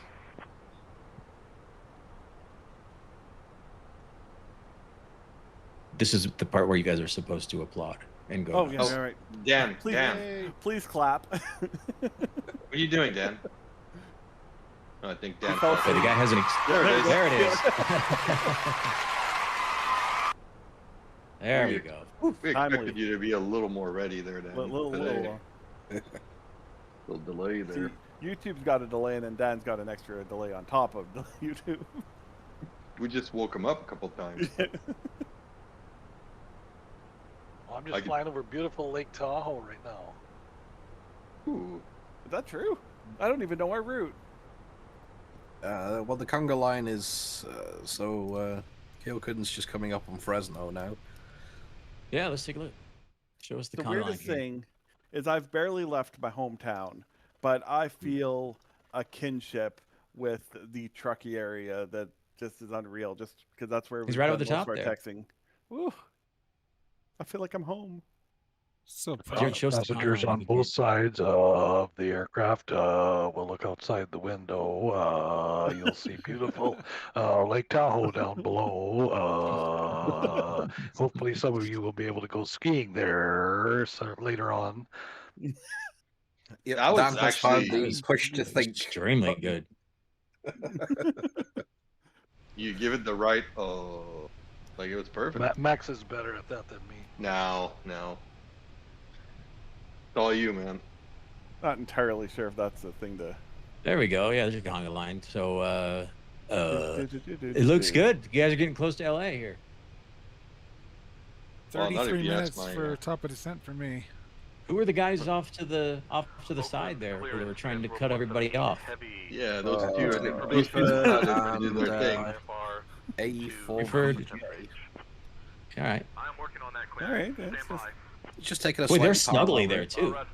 But you know what? They're pretty I'm close, yeah. Let me tell you just gonna about put my cost index to 100, and see you there. Aren't you like out of gas? I've been out of gas this whole time. I've been refueling a pound at a time with my EFB. Can you ask SI to read out significant NOTAMs? No. And the reason is because they wouldn't do it in real life either. They're not going to tie up the frequency to read something to you that you should have already read. They can give you a brief summary, usually, depending on who you're talking to, etc. But no, they're not going to read you the NOTAM. Neither would they in real life. You're expected to have that on your flight planning documents. I feel like in real life you'd get a phone number to call real quick if you asked about the note. I mean, they're not going to give you a phone number, but they're going to be like, why don't you just pull out your phone and open it up? So. Sorry, I do not have enough to do up there. Like, yeah. You're flying a Airbus. You don't have anything to do. Well, any in real life, I mean, if you're first of all, if you're a commercial pilot, all the NOTAMs are in your flight briefing, right? If you're a GA pilot, the NOTAMs are in your EFB. So apps like ForeFlight and I think Navigraph has them now too, where you can pull them up. Or if you're in the US, you can get them from the FAA website, et cetera. The point is they're on your tablet that you have in your cockpit with you. So.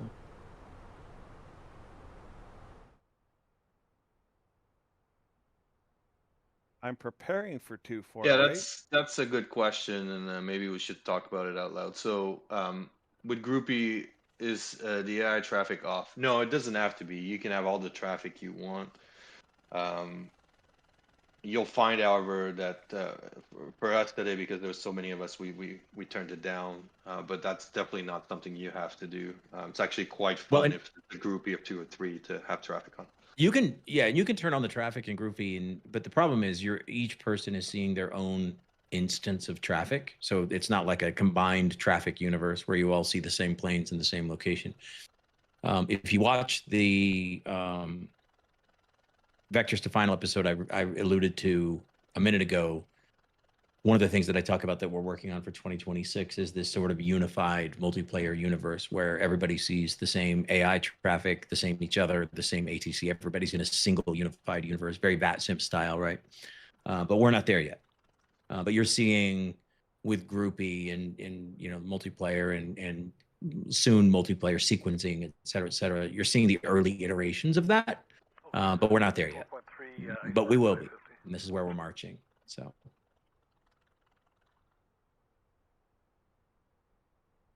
Yeah, Steve. So mid-emergency, yeah, they'll give you that kind of information in SI. So if even not in SI, what they're not going to do is read you a NOTAM word for word, right? Even in an emergency, I mean, I guess they would if you asked and you really needed it, but in an emergency, a NOTAM is the last thing that you care about. So, yes, mid-emergency, you can ask ATC to do all kinds of things that they won't normally do, and our stuff will comply and help and do all that stuff. But reading you a NOTAM word for word is just not something that ATC ever does in real life, ever. Maybe unless you're in big trouble already. I don't know. When ATC just like, look. The problem is it ties up the frequency, right? Yeah. You've now locked out the entire frequency so that ATC can give you info that you can get in a more efficient way. So they just won't do it. Contact Oakland Center on 134.3. Look, Larry, it's just faster to tell them, like. Yeah.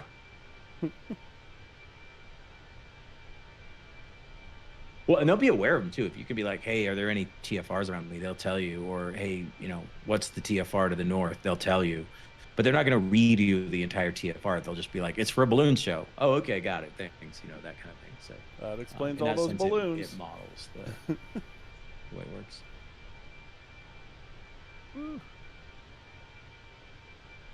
Well, it is a beautiful day to fly, that's for sure. Maybe not in Vancouver. In LA. Or whatever that is in American. 1 million? I don't know. Probably, yeah. You know, we've discovered the ultimate basement dweller hobby when we can be basement dwellers and say, boy, it sure is beautiful out here today, isn't it? Right. Hey, it's Murph. Check that out. The legend himself has joined this. Hey, Murph, do you want to jump in? Yeah. No, that was AI. Not to the flight. You want to jump into our Discord conversation? I didn't see he was in the chat. in here. I have him as my Can we co-pilot. get I him thought in? that's what you were talking about. And he just spoke. we So I have a thought way you were to talking add about my Murph to this? co-pilot. Oh yeah, we can. We should be able to To add drive Murph this to the audio? chat I don't care room. about the flight, but can we add him to Oh. our We admin have to chat add here? him to our. Oh yeah, I think I can. Yeah. Just give me Yeah, a let's second. add. If Let's get Murph people wants to to, if he can, I'd love to have him join us for a second. I think. I got it. Yeah. Gotta make him a special little guy though. I'm gonna message him right now.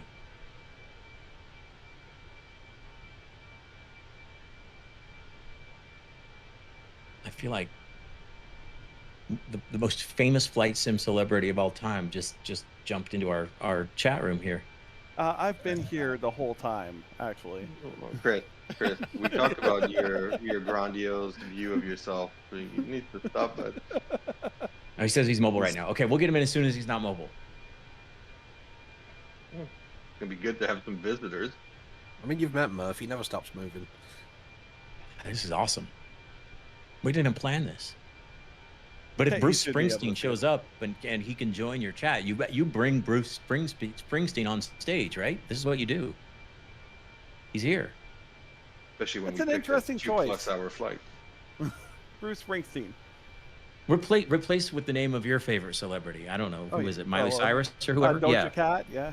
Doja Cat. Oh my god. Who are the people that sing all the K-pop Demon Hunter songs? Because that's ingrained in my head. I have no idea. Okay, K-pop, Tom, I could believe not tell you. Tom is definitely a cave dweller, if that's the case.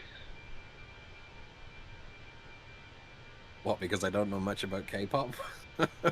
Demon Hunter, yeah. Well, or your children are much older, or you don't, yeah, because this is playing in my house.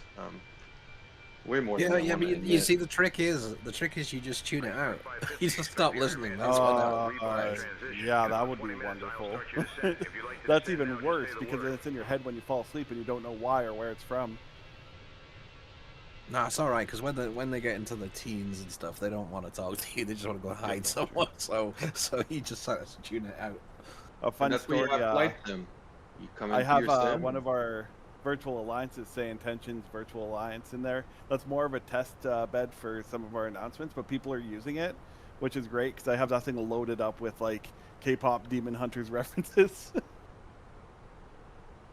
Like the flight attendants will be like, "We're going up, up, up. It's our moment." And I think people love that. Yeah, everyone pretend like you don't know what I'm talking about, but I know you really know. don't. You really don't, Chris. You're missing out. Special Actually. level there. Chris, you Fantastic. made Dan quiet. See what you did? Everybody wait You for made- it. It's because he's listening to the K-pop Demon Hunter soundtrack, and you will not be shamed for that, sir. It is fantastic. And back to our regular scheduled program.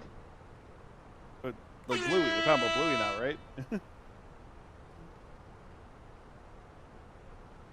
I don't even know what to say to that. Oh, that's a nice view right there. Whoever got the LAX sign, good job. That's B2 there, I think, is just checking out the airport while he waits for you guys to get. Somebody must be getting pretty close up front. So yes, you can join. Yeah, it looks like people are just coming to the northwest of Bakersfield now, so pretty close. So we have a question here in the chat. Yes, you can join a Groupie after it starts. It depends on the person that created it. So we closed the registration for this one because it will create issue if you have a Discord, like a Discord voice channel open. That you won't have access to that. But yes, you can normally join a Groupie anytime as long as the registration's not closed. Yeah, we closed this one, but you don't have to close yours. Yeah, exactly. I was hoping it was going to be a K-pop Demon Hunters question. No.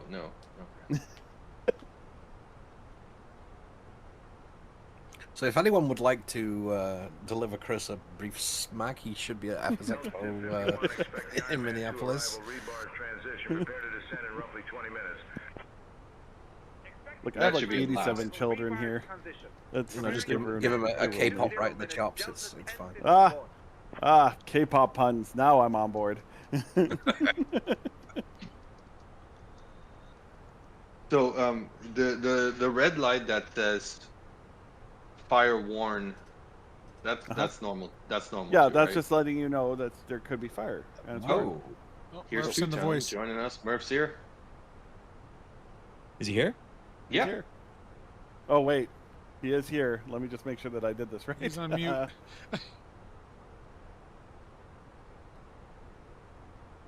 I see him. Chris. I see him in the thingy.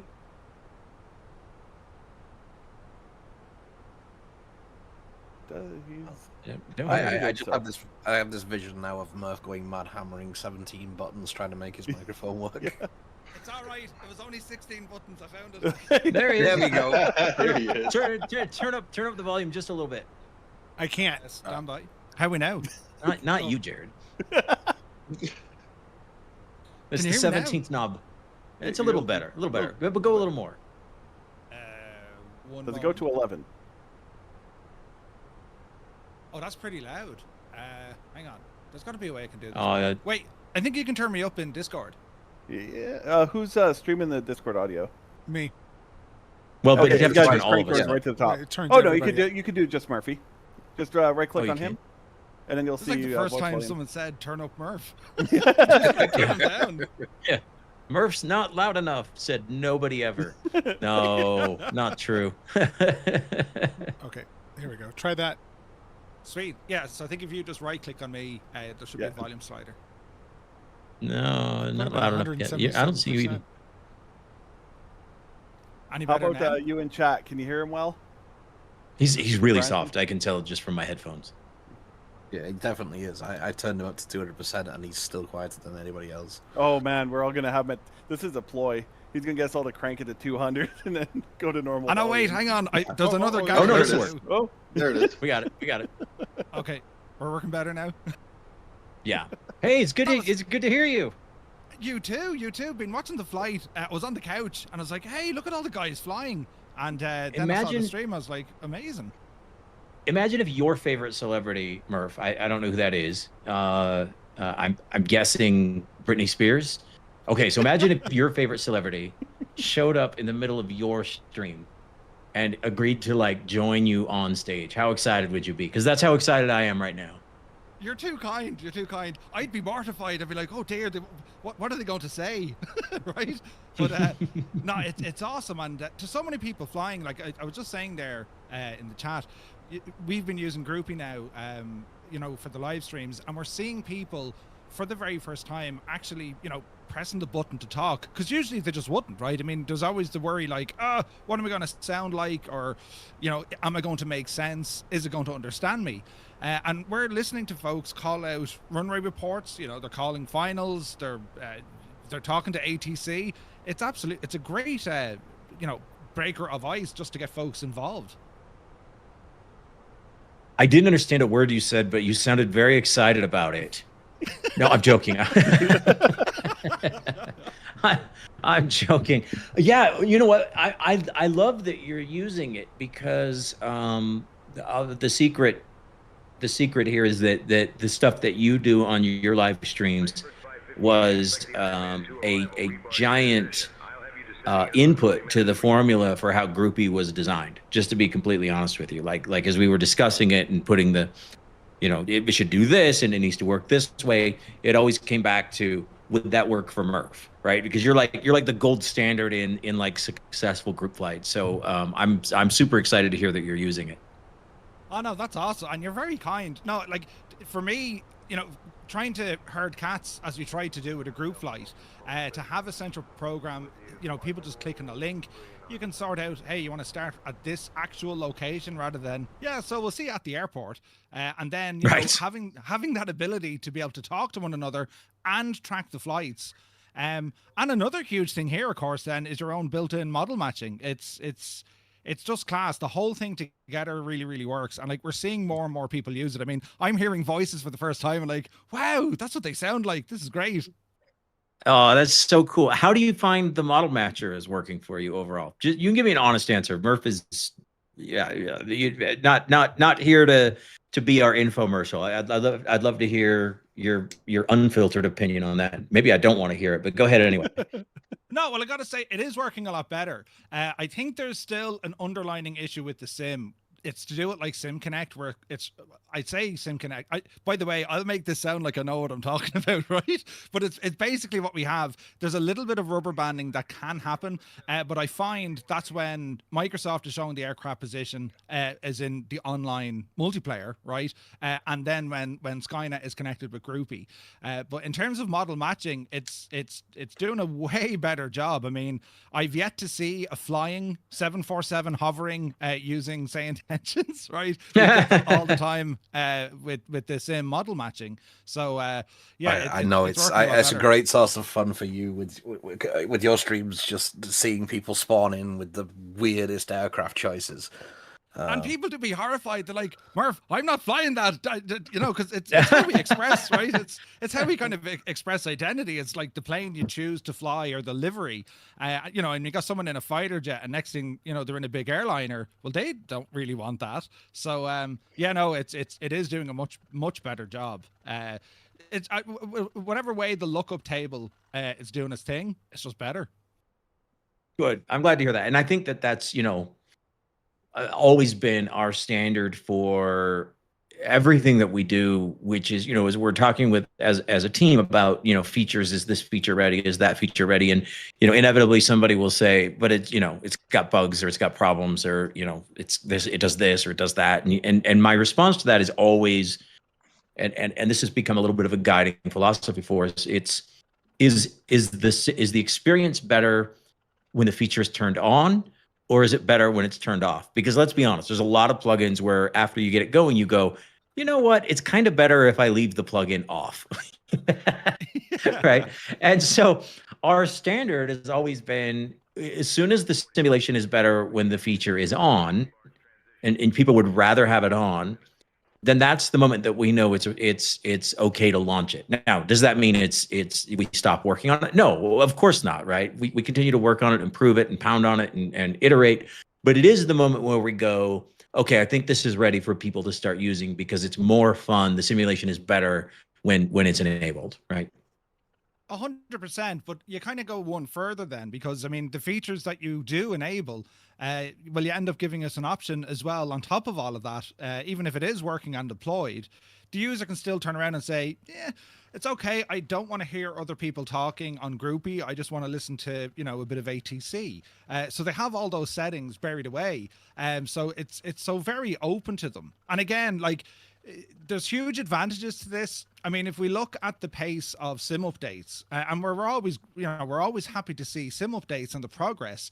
In reality, though, the timeline between an issue identified to someone working on it to getting a patch out there and getting it working, it's weeks and months, right? With you guys, right. I mean, I don't want to put you on the spot. Like, I've seen stuff fixed in minutes, right? But it's usually within a couple of days it's dealt with. And then there's feedback is like, is this working? Is this the way you wanted it to work? So a huge advantage there. And I always say that, right? And on all our streams that we do, with SayIntentions, folks need to feed back. Was it a good flight? Was it a bad flight? Did something go wrong? Did everything go okay? Because you guys need that information. It's the only way you can kind of steer the ship, right? Yeah. So for a couple of reasons that are interesting, and I love that you teed that up, because I think the people that are watching this stream will find this really interesting. The first one is, what do we actually pay attention to the feedback? And I think that people who have submitted feedback over time and participated in that feedback loop I think that that I don't want to say all of them, but the vast majority of them would say, yeah, I am seeing my feedback get addressed, right? Even if we don't, we don't have sometimes a feedback loop where everybody that submits a bug report gets a reply. We're working on that, by the way. But I think the people who actively participate in the bug report button and the flight feedback button and things like that, I think would all universally say, maybe with a few exceptions, I feel like I'm being heard because I'm seeing the improvement in the product, right? But secondly, what you just said, which is it important? It's critical to us because we actually, yes, humans monitor those feedback channels, the bug reports and the flight reports and all that stuff. Yes, but we also feed it in aggregate into the AI to look for opportunities for improvement. This is almost a daily thing for me. So we'll actually use AI to aggregate and analyze that feedback that's coming in bulk. Again, humans look at it individually. Yes, don't misinterpret what I'm saying, but it is aggregated in bulk as well. And that bulk aggregation actually helps us find hotspots in the product, issues where we're getting consistent reports of problems, and that actually informs some of the prioritization that we do. Also, though, and a lot of people don't realize this because I don't think anybody else in the universe is doing what we're doing with this in terms of flight sim, but when you submit a bug report, it actually attaches to that bug report a snapshot of like the memory space of ATC, that moment in time of your flight, of when that issue occurred, plus or minus, a few minutes. And that entire thing gets fed in aggregate into our debug AI system so that when we actually pull up your issue on a separate window, there's your issue in one window, a separate window, I can actually see what was inside the brain of the AI at the moment that issue occurred. And then, as if that wasn't cool enough, I can take that snapshot directly out of the AI context or the context of the debug. Think of it like a crash dump, except it's not a dump, right? Or it's not a crash. But I can take the in-memory context and feed it into another AI engine that then helps us debug and correct the issue. So we identify hotspots. We then use the data from those bug reports to rapidly diagnose and deploy fixes to the issues, et cetera. And so all the things you said, which are, wow, they actually fix these problems relatively quickly, are because we invest a crazy amount into these back-end tools that help us visualize, identify, and debug these issues as they get reported. And it's something that we don't ever show anybody because it's absolutely a major component of our secret sauce in terms of how we're doing all of this. But it reminds me a lot of the way companies like Tesla are doing, like dual computer AI comparisons with their Dojo system and things like that. We're on the cutting edge of using AI for this kind of stuff. It's wildly, wildly cool. I'm not even sure you knew we were doing some of that stuff. Not at all. And again, like another challenge has to be the pace that AI, the technology, right? It's getting bigger, better. Everyone's investing in it. That presents opportunity, of course, but it must also be a massive challenge because you guys got to stay you got to stay on top of that, like. At a level that would shock most people. I spend and other people on the team do as well, spend a good deal of our day just staying at the forefront of what's being released. And the reason is because if there's cool new stuff coming out, we want to make sure that we're in a position to capture and utilize the cool new stuff coming out so that we can get it into the product as soon as possible. Things like the machine learning that Tom was describing that we're doing with taxi paths now. That's the cool new stuff that we're trying to stay on top of. It's wildly cool, but yes, it takes a tremendous amount of man-hour energy to stay on top of what AI is doing. So it's funny to think of that way, I guess. It is, and like look, it goes back to I'm using the group flight tracker right now, and I can see everyone who's participating. I can see their speed. I can see their, how long it's going to take them to get there. And even, streaming this, the other day, my AI co-pilot is telling me that, hey, such and such has joined, or they've now connected to your flight. Like, apart from your own situational awareness of who's flying, but for me, like, I'm trying to, as I say, herding cats, I know in a moment's notice, hey, Johnny's joined, or someone has connected in, Toto's online now. So, like, you're getting that audible confirmation. Yeah, everything's going grand. I've got to That's ask cool, right? a quick A question to Murph here, though. How strange is it to you to get your own voice telling you that somebody's joined the flight? Right? I mean, sometimes I do listen to myself, and yeah, he knows his stuff, that Murphy fella. Other times, not so much. But yeah, it's wild, and like the voices, the recent voices I've listened to as well, with Shane in there, Ozflight. It's you can have you can have so much banter, and he doesn't know about it, and then I go back and I tell him, and then I realize he's doing the same with me. He's like, yeah, Murphy had you as cabin crew. I was like, cabin crew? What was that's a demotion, right? I should be up in the cockpit. But It's almost like that old trope, isn't it, where you wake up next to your wife and you're in trouble because of something you did in her dream. 100%. But no, it's amazing, and even with the voices, right? Because you know, with my voice in there, it's still incredible. And I see folks saying, "Oh, I know that voice. You're my tour guide." You know, don't follow him now. He doesn't know where he's going. But when you hear some of the other voices just coming over the airwaves, it could be you're just talking to ATC, and even now, you know, I'm starting to pick up on, oh wow, that voice, that was so different. That was like, and like, you go back 2 months ago, the voices were great. Now we're hearing like, wait, what is that AI? It's getting so close. We were just talking about that, actually. We talked about it at the beginning of this, but for those who are joining now, it's probably worth mentioning that and you can mention this too, Murph. We're in the middle of a sort of global voice refresh. So the voices that we have now, I generally like to refer to as our V2 voices. And there's another generation of voices that's going to hit the market in we hope later this year. I mean, they're sort of out now, but they're very experimental. They don't work well. They're very expensive. They're very slow, et cetera. We call those the V3 voices. But in the meantime, we've discovered some really interesting tricks for improving the V2 voices. We call them V2.5. So we've just finished a complete refresh of all the voices in the US and Canada. We're about 30% of the way with a voice refresh in the UK. And then we'll move on to, you know, sort of each individual country as we sort of prioritize which countries are best adapted, which accents are able to work with this cool technique that we found.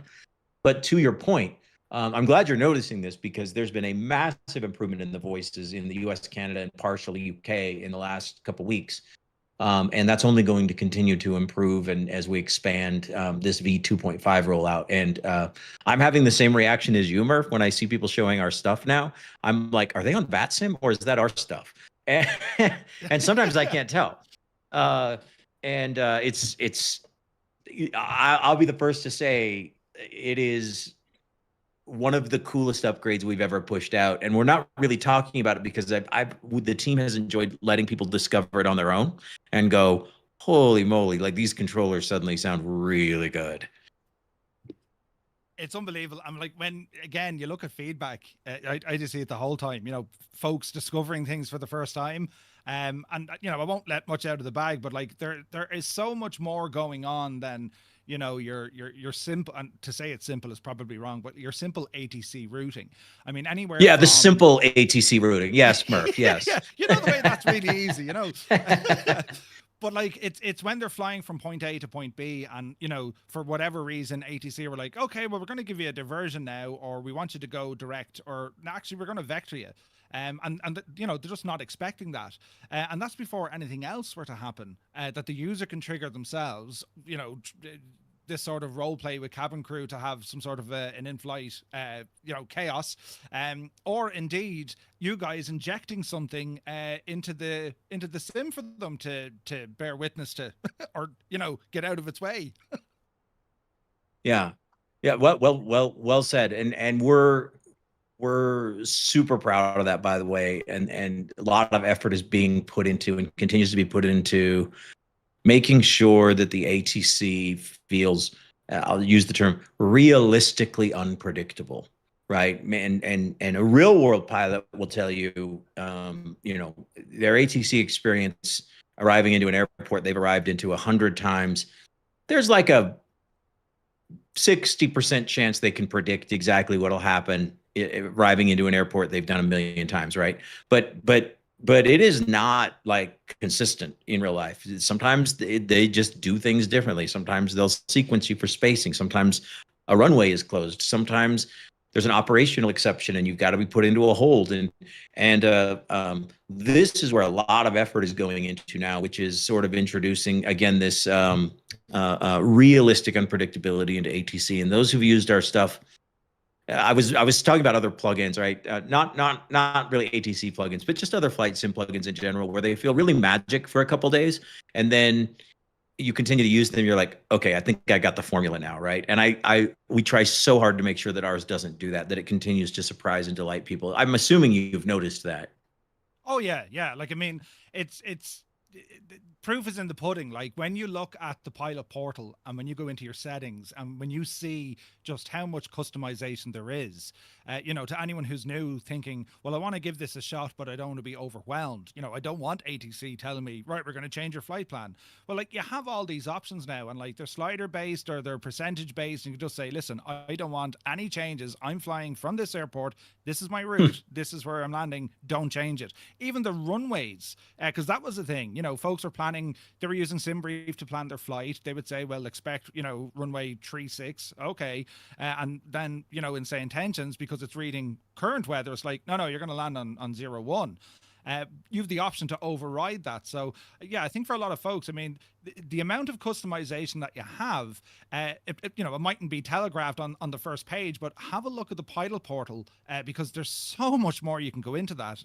You know, it's not just changing, you know, the voices of your cabin crew, or, you know, you have a lot of options of how your flight can be controlled or at least managed, or leave it all up to chance, which is following that of the real world stuff. You can pretty much build your own experience. You can, and this is one thing that I sort of laugh at when people say, well, how hard could it be, because, you know, ATC is you know, this rigid experience. Well, first, in real life, ATC is not a rigid experience, but second, when you factor in this idea that sim pilots are not real world pilots, and therefore each of them has a very different expectation, a different view of what they want their ATC to be like, right? I want my ATC to not change my runway. I want my ATC to do things this way and not this other way, right? I want and suddenly you end up in this situation where you're like, holy crap, this is way more complex than real life ATC, who doesn't have to deal with this, right? And so, but to your point, I'm super proud of the fact that people can go in and configure it to be their ATC, right? If you turn all of the realism settings all the way up with our stuff, man, be prepared to have your limits pushed. You better know how to program your flight computer. You better know how to handle a hold. You better know how to do all kinds of things. You better know how to manage your fuel, right? Because you may be waiting a minute for takeoff. You may be put into a hold. You're like what? If you set all the realism settings to the top, we will expose your weaknesses as a pilot, right? Which is very, very, very cool. But the best part is, if you want that challenge and you screw it up, like nobody cares, right? Like nobody gets in trouble, and you don't get it. You don't lose your pilot's license, and you don't get kicked off the network or anything like that. Like it's fine. But if you don't want that, if you want the simpler experience, we got your back, right? In fact, we recently added, I don't know if you saw or not, we added the click to talk now, so that you taking it clear to the other extreme, you know, you can now have that sort of menu driven experience if that's what you want, if that's your style of ATC. Which is brilliant, because I remember chatting about this. We're like, yeah, some folks, they like this kind of menu thing. And it's only kind of when I started thinking, well, like, as a flight simmer, right, we tend to be, we very good sun protection, right? We're indoors, and we could be flying at different times during the day or indeed the nighttime. And then you're thinking, well, I could get in trouble if I'm talking. So now we have an option now that we can just, you know, click the commands. We're totally set. Which is, it's an awesome feature again to have, because, well, it's making it just more accessible. And even like that, you know, you mentioned the network stuff. Again, this is maybe 2 or 3 weeks ago. I don't know. Whatever got into my head, I was like, hey, I'm just going to change the squawk code here. Now, that's a major no-no. You don't change your squawk unless there's a reason for it. You're either told to, or there's some sort of an issue going on, right? And I changed it, and I didn't even tell SayIntentions I changed it. I just did it in the aircraft, and within seconds, you know, ATC are on saying, okay, we see you're squawking, we can't hear you, but if you can hear us, we're going to clear the airspace and you can land safely. And like, that was an instant thing. And there's limitations. I mean, there are areas on VATSIM where you can do specific this sort of training, once people know what you're doing and it's all, there's a bit of planning gone into it. But with SayIntentions, you can do it instantly. And as you say, there's no consequence of negativity or getting in trouble or, take a break for a while. I mean, you can do this sort of stuff. Yeah, screw it up all you want. We truly don't care. Nobody gets upset. It's fine. Yeah. So, and by the way, I want to be clear. Like we talk about VATSIM a lot, and we often see SayIntentions versus VATSIM, and I think the comparison's a little silly because look, if VATSIM had 24/7 coverage at every airport in the world, we never would have started this project. Why would we, right? Although I do think there's some advantages to, hey, use this as a training ground for that kind of stuff that don't get talked about enough. But we love VATSIM. Like this is not us versus them by any standard. I would love to have deeper integration with them. I would love to have more cooperation with them. Our vision is that ATC should be the best possible coverage for your area, no matter what, right? No matter where you happen to be, no matter what time of day it is. If human coverage is available and that's what you want, then that's what you should have. If AI is available and that's what you want, then that's what you should have. And the network should switch seamlessly between all of them. Now that's our vision. Not everybody shares that vision, but really, if we had our way, that's what the world would look like. We love the human networks, and Pilot Edge and VATSIM and all of these other guys are doing a wonderful job and have their place, and we're just glad to be one of many options available to people.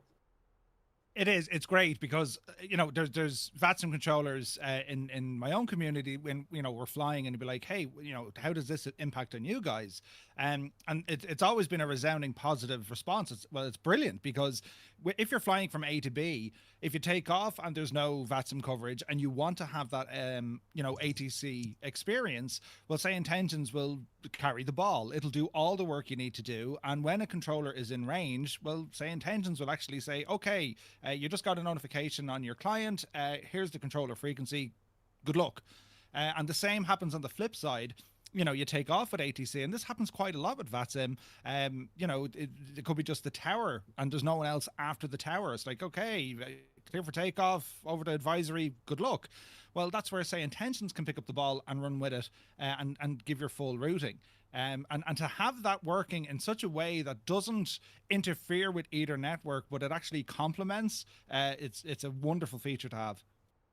Proof that we have some very smart people on our team who are able to come up with some very clever solutions to those problems.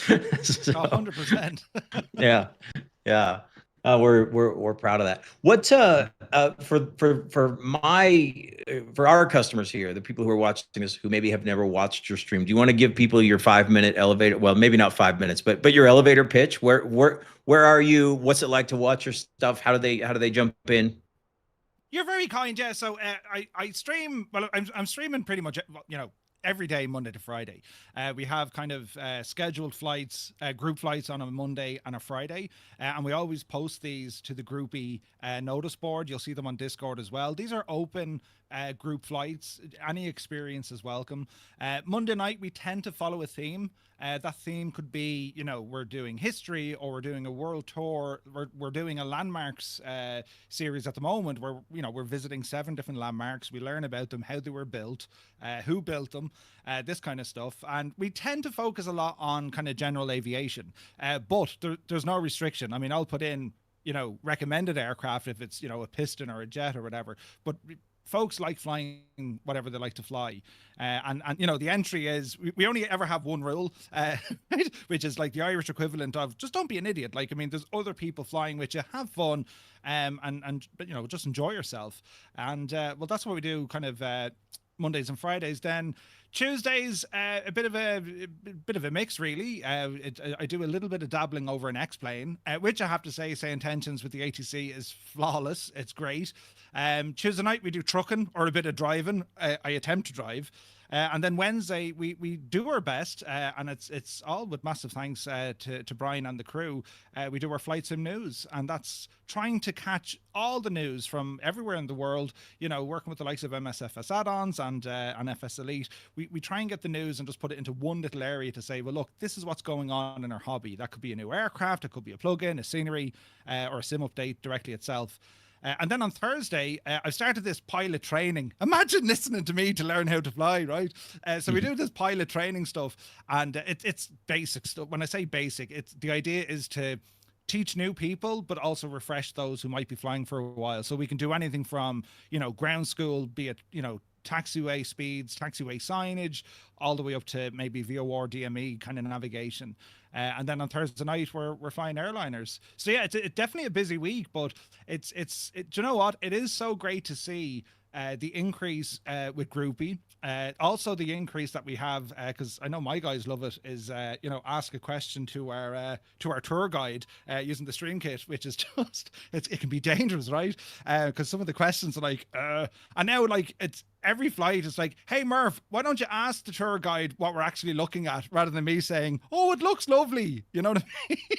So then we're like listening to the tour guide and they actually tell us this is what you're looking at. So yeah, that's the spiel. I'm on wherever you can find, you know, the internet. I'd be on Twitch, YouTube. I started TikTok recently. It's very different. Down with the kids, ain't it? Right? Murph's gone trendy, you know. Are you having success there on TikTok? Well, I've only done 1 or 2 streams, but yeah, look, there's people watching. I mean, it's you know, taking a feather out of your cap. I mean, you want to be where people are, so far as you don't necessarily want to hoover them all onto one platform. If they're happy on a different platform, well, why not be there for them as well?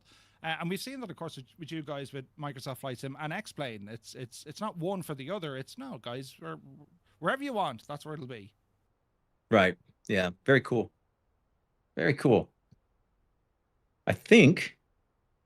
Are these guys getting close to the airport here? Where are we at? We got our these first landing inbounds here? coming in real soon. Oh, we got a landing already? Oh, cool. Well, Landing's coming in. He's gonna. Oh, Kyokin's not on the ground yet? No, could be. short Okay. final. Short final. Okay. There we go. Murph, thank you for jumping in here. You're the best. Always a pleasure and a privilege. And listen, lads, it's great to see what you're doing, and just don't stop. Never stop, because like there's cool We're stuff, never stopping. and the amount of ideas that you guys have, it's like, hey, we should do this next. It's gas. Brian, I remember when you first, one of the first things I watched that you were on, you're like, we're only getting started, and we're years into this. You're only getting started, which is awesome. We're still only getting started. If you've seen the ideas and the brainstorming insanity that goes on, yeah, we're just getting started. This is the goal is really, I mean, if we have a long-term goal, it's to make this like the indispensable plugin for Flight Sim, right? The thing that you go, look, I never want to fly. I don't want to start the Flight Sim unless I'm also starting SayIntentions. And I feel like we're getting there, right? There's still so many interesting things that I think we can solve. There's still so many things we can do with the core product that I think will be, you know, interesting and unique and special. But there is no shortage of stuff that we can do and work on and use to make sure that we're continuing to give people more and more and more for their money. So very excited about that. Oh yeah, here we go. We got an airplane. Uh-oh. Coming in here. Let's take a look. Let me pull up my correct view so I can actually see it. Somebody's flying a little slower than me, by the way. I just got a TCAS warning and he just went flying right over my head like he was barely moving. Holy smoke. Did somebody come 11 for the win? Ooh. So Murph might be interested to see there that we had a bit of an issue with Skynet landings where they would bounce into the air. And I was just about to say your man buttered it, and then I said I better not say butter because then everyone tries it. But that was very smooth. It will be a little bit of bumping there with it's probably slight differences between his simulator and B2's there with the scenery, but yeah, it was no more bouncing 100 feet into the air. That was a feature, Martin. That was a feature. This is perfect. We got Murph here commentating all the arrival that are about to happen. So Yeah, that's pretty Murph, you want to exciting. get some signs you can hold up to give people scores as they come in? But You can grade these landings. It would be cool, Tom. One feature I would love to have is and maybe we can add this a setting where you can control how good your landing looks to everyone else. So if you land like an idiot, for an extra fee, we can hide that from people and make it look like it was a beautiful landing. What do you think? $3.99. I mean, yeah, it depends. It depends how much of that goes into my bank account. Understood. for $9.99, there's plenty you more get the where landing that you came from. always wanted. I told you there's more good ideas coming. We'll never run out of good ideas. That's one of them. You'll love it. It's brilliant. But you know, it's gas. Like, look, even looking at the tracker, like this is what makes the whole thing kind of come together, right? I mean, having aircraft land on a screen, that's only telling you part of the story. Like when you can see the aircraft on the map, and you have good information there with their speed, altitude, even their departure. Like not everyone took off way north tonight, right? We got someone coming down from LA. It's class looking. Yeah, it's very cool. This is So this has been fun. This is the first time we've ever done a group flight quite like this, and I admit I was a little nervous. You should start showing off our stuff on live streams, and I get a little nervous, but you do it all the time. I do it all the time because I get terribly excited for this. I mean, it's like, you know, looking at the screen that I have, right? I mean, I can see the aircraft call sign, I can see the pilot, where they took off, where they're landing, but I can see where they are, like arriving soon, en route, landed. It's class looking. It's just, you're just involved in it, and then you double it up with what you can see on screen. You're like, oh look, there he is. And you can see the landing rate as well. Kyokan will say, I'd be happy with that now. You know, that's better than what I did. So well done. Nicely There done. you go, Kyokan. Praise from Murph himself on your landing. You can tell your grandchildren about that. Not even a single Jesus. You know me too well. So first landing, 323 feet per minute. I'm just flashing back to your little Cessna expedition. Was that yesterday or the day before? Me, as in, yeah. Oh yeah, the sim wasn't working well that day. Yeah. So, logged a bug report with a Sobo, yeah. So for those curious, somebody asked, how do I watch Murph? Murph is Two-Tone Murphy on Twitch and on YouTube, and it sounds like on TikTok now as well. But yeah, Murph's on like every day, and extremely high quality content. There's a lot of flight sim content that's bad. There's some that's kind of mediocre. Murph is one of a few out there that has very, very high production quality.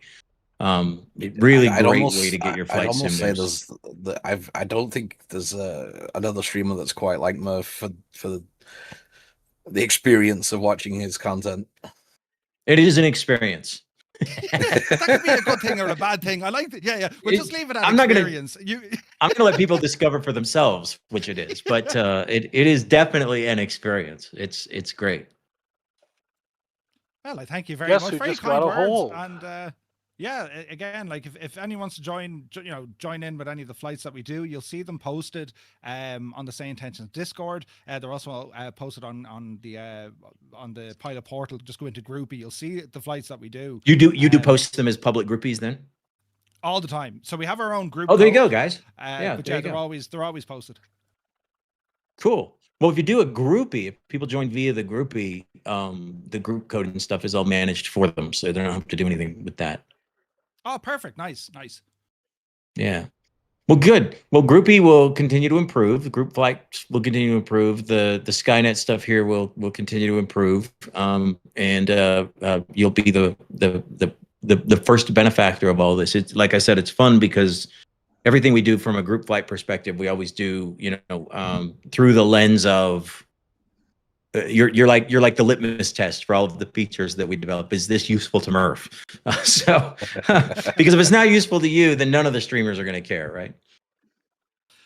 but it is great to see, and like the ideas, watching like from the early road with some of the features and just the speed in which things start working, join together, it really kind of just boxes it all off. It's great to see the platform working like this. That's just Groupie. That's without mentioning everything else that's being worked on or up and running. But to see Groupie doing so well, and as a flight sim, first and foremost, as a flight simmer, it's a great way to meet with new groups. It's a great way to find like-minded people, and the controls of it are very, very powerful to have. So yeah, it's an awesome product.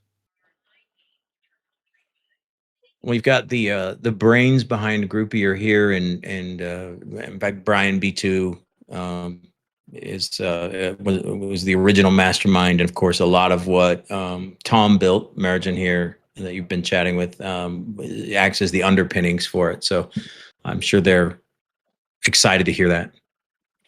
Absolutely. There's Brian right there. Yep. Yeah, we've chatted quite a bit, Murph, and yeah, a lot of good feedback on this and just for streaming in general. So appreciate it. Not at all. Thanks for doing it, lads. It's class. And again, it's like everything is like, right, what else are they doing? Oh, look at this. I was even like, I didn't even talk about checklists yet. I was having so much fun with checklists. And then like, this is the thing, right? I mean, you can combine all these other features, be it with with your cabin crew or co-pilot or your mentor or your trainer.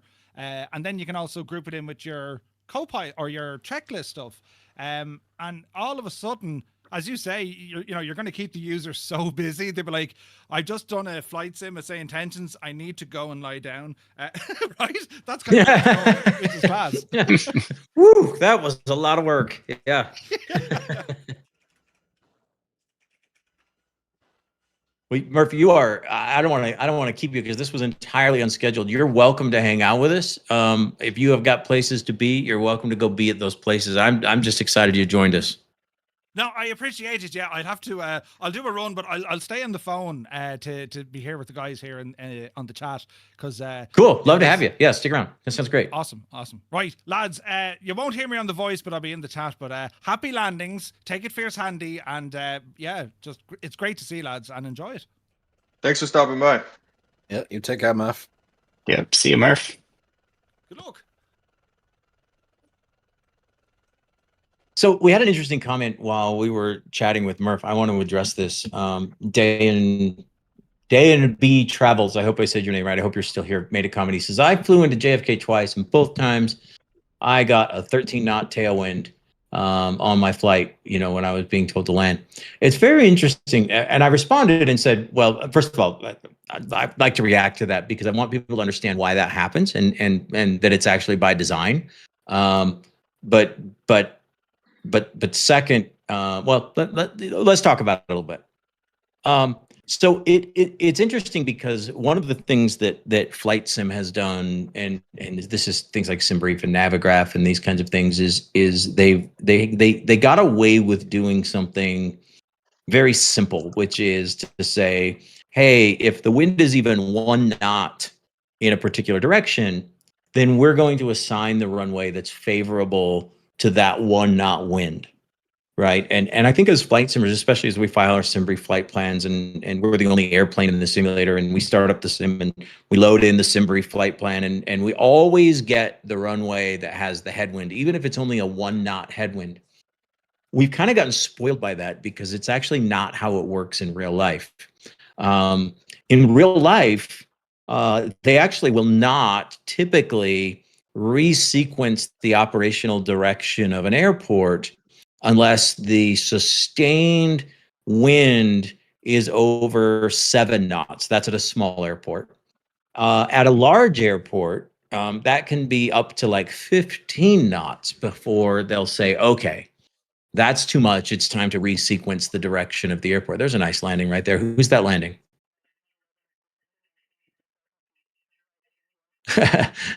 Showing off some of the funniness of Skynet and trying to keep those planes looking sane as they come in. Oh, I like the plane right behind him. That's hilarious.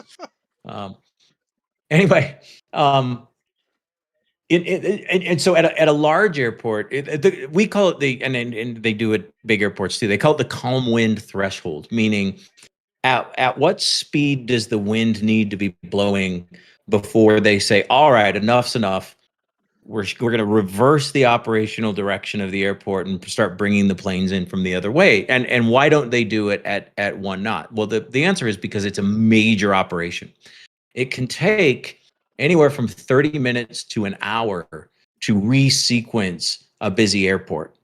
This is why it pretty much takes an act of God to get LAX to shift their traffic direction the other way. It's almost never will they do it. And the winds have to be, again, over about 15 knots to get LAX to do that. Same at JFK, by the way.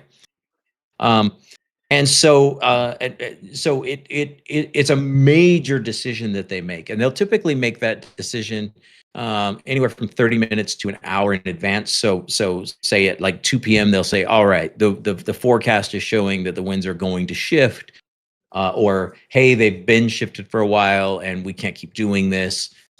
It's time to reverse. And then they'll spend the next 30 to 45 minutes resequencing the inbound traffic and resequencing the outbound traffic to adjust for this sudden reversal in direction. The aircraft start going into holds, departing aircraft start getting held on the ground.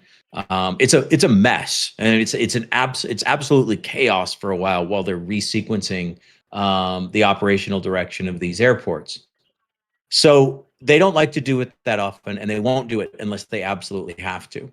This is really, really, really important, because what we discovered is, you say, well, you know, the response, by the way, to I said in response to the JFK thing, I said, you know, typically at JFK they won't shift operations until it's 50 knots, and he goes, yeah, but at that time at JFK, in real life, they did shift directions. And so why didn't you? Right? It's not really what he said, but I'm paraphrasing and probably adding a little to the tone that wasn't there.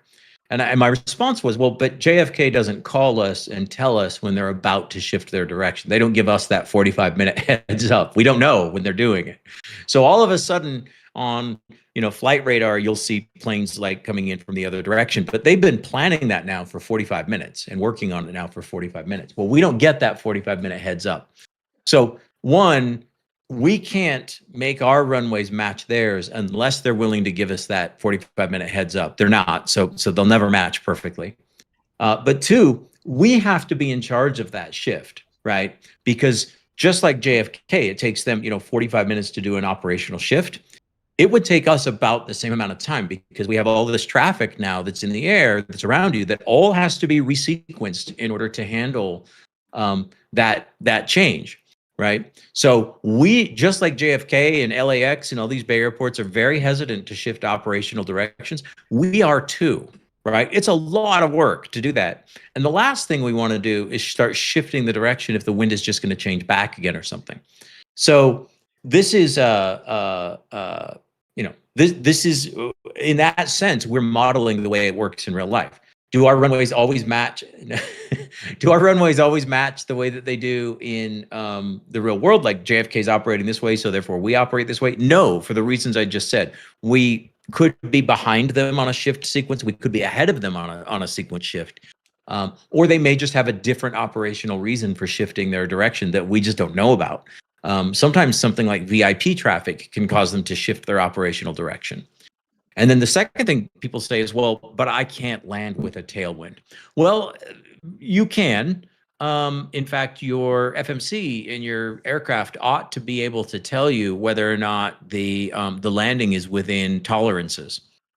And I've actually heard real air traffic controllers tell pilots, you know, pilot will be coming in and they'll say, look, I got a 17-knot tailwind right now going into JFK. I can't land if there's a 17-knot tailwind, and they get diverted. It's that simple. And so if you want the real life experience, the answer is sometimes you're going to land with a tailwind. That's what real life pilots do, and real ATC does this and all this stuff. And any ATC system in flight sim that's not doing this is not realistic, right? It's just not how it works. So we model that level of realism. Now, if you say, but I don't want that level of realism, no problem. We got you. go into your flight sim settings in Pilot Portal, go to Realism, and you can actually say, hey, no matter what, I want you to allow me to have my sim brief runway, the one that I filed. No problem. Check that box. We got you. You'll always be assigned your sim brief runway. Now, you might have traffic flying head on to you as you're landing, but ATC will let you do it. So, but that's your decision. That's your call, right?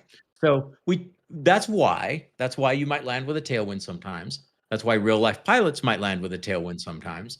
And if you don't want it, you have two choices. One is change your realism settings to allow it, or two, divert. So that's it. There's the explanation. And I can tell you, my support team and admin team here is probably super excited that I spent so long on that explanation, because it's a constant source of frustration to the team to have to explain this to people over and over and over again. So, but again, we've gotten so spoiled by the simulator just allowing us to land on any runway at any time, and we think that this 1 knot, even if the wind is off by 1 knot, that we're entitled to always have a headwind. And that's just not how it works in real life. So get excited when it does that. Get excited for the same reason that sometimes it'll put you into a hold or slow you down or resequence you. Those same realism settings are the reasons why you sometimes might land with a tailwind. It's very cool, and we're proud of it, not ashamed of it. So there you go. Brian, we How have was our my- best landing so far, 57. Who's the best? 57 feet per minute so far. Texan Wow. 818. Closely followed by Igor with 69 feet per minute. So we got some skilled pilot in here. And then some not so skilled, but don't worry about me. Well, I'm with you there. Oh boy, I don't even want to talk about what I did. But What's I think I'm the, gonna. How many? I think I'm gonna we save it still right got at to the land? end here. Whoa, who's this? Who we got coming in on final right there? Who was that? For Oh a second? God, Did I no. Was that Chris coming in? Oh God, no. Oh heck think- yeah! no, Let's it's- watch this landing. No, let's not watch this landing. Oh, it's Jared. Okay, it's Jared. No, that's Yeah, go Chris. Jared. Oh no, we it's can Chris. watch this. It's Chris. Yeah, let's Are you definitely kidding watch Chris. me? My sim is I completely. don't think it is. I frozen. think it's Buford. You got Buford and then Chris. Yeah, I'm on final, but Chris is in front of me. Nobody's commenting on my master caution going off, so that's a good sign. Well, I saw it flashing, but I figured, Do you think I'm going to cut down the speed just enough? I think I'm No. going to. I think I'm going to save it. I don't think you save ever it. landed at the right speed, Chris. I think I'm going to save it. Wow, that's a lot of cautions. Terrain. Pull up. Pull There it is. up. Not sync rate. Oh God. Not sync rate. Not And sync so rate. we're to really good brakes. at we're really good at making ATC things, but at flying, as you can tell, we might Quiet. not be the I know best. I'm hovering, everybody, but don't you worry. Sorry, I just need to sterile bleed off cockpit. that speed. That's a landing. That's a landing. Well, I'm watching on YouTube, and it looks like you might have hit the grass before you touched the runway. There's no way. I was Well, right near the end of the runway. Woo! you know what? You don't need in LA engine anti-ice. Yeah, that is true. In case people were curious. Look at that. I landed it. That was all my bad, by the way. That was the worst approach and landing I've ever done. Oh, I'll contact them in a bit. I need a break.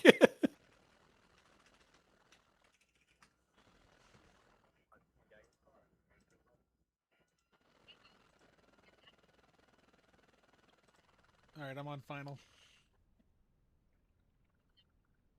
Is that your way of telling me to stop typing stuff to you? Yes. I got 50 windows open.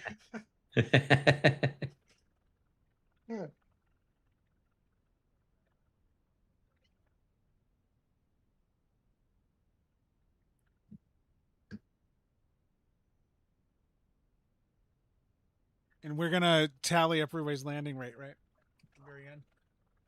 Yes, I'm just waiting on. Oh, Chris, not bad. 105. That's Probably a bug. Did you went to the database and adjust your landing rate there? Yeah, if he got a 105, that's a bug for sure. Yeah. RJ and Jared seem to be coming in on the south side of the airport.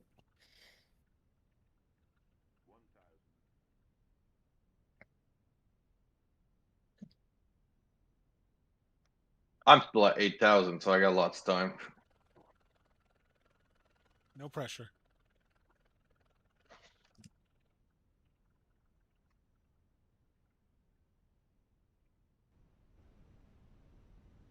I need everybody to please rate my rant on Tailwind landings, please. Kind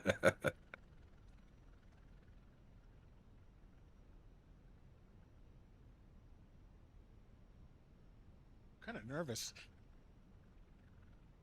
I'm nervous for you, man. Appreciate that.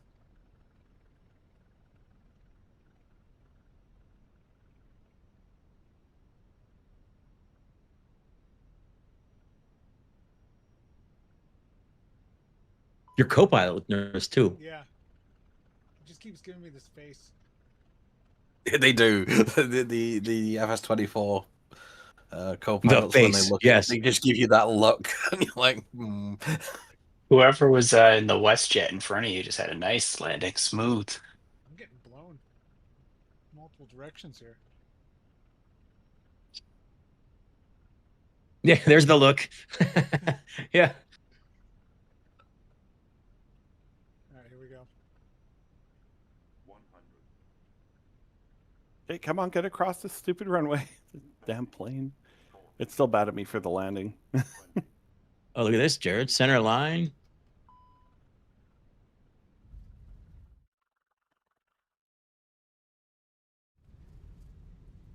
I keep this view, they won't be able to tell I'm using auto land. It's a bad idea. Oh, I was wondering why, like, I lost FPS. I forgot that I got this super detailed airport. got a My sim is little completely frozen. Okay, slight we're bug there, I think, with the pitch on landing, but I'll get that sorted out. Well, sim issue, always fun.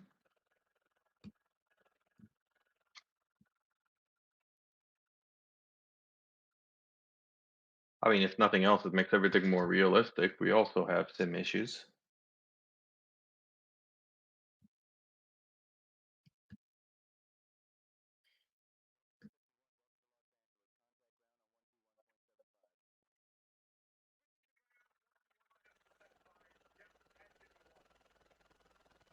I mean, 40 knots is probably a little extreme. I'm looking at the chat room. I'm like, hey, at 40, maybe they would either divert you or for sure have reversed. 40 knots is considered beyond the limit of most airliners. Yeah. Yeah, that one might live outside the scope of my rant. I think they normally draw the line. I think with most airliners, around about 30 knots is the point where they're like, the plane ain't rated for that. If you try landing at that, Yeah, it's it doesn't matter what the configuration is, that ain't working. Yeah. Yeah. I'll take wind calm. That makes me happy and safe.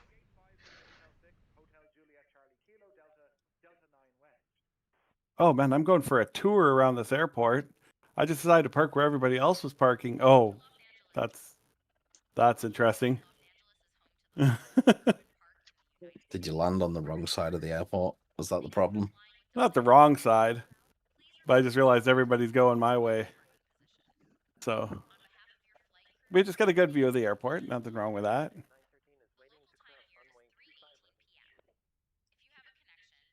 It's where I'm supposed to park. It's realistic.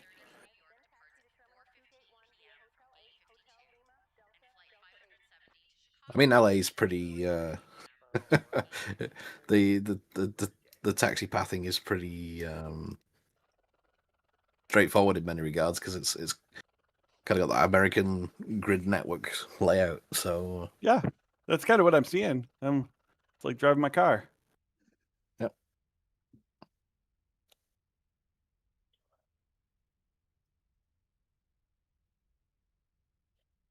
Now we're watching Max land.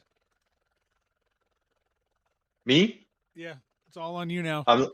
I'm landing? Oh no. Well, I mean, the watching your flight, I mean. We've got Dan's just turning final, and then Max is just behind him. Yeah. Is it going to be a parallel? Nope. Let's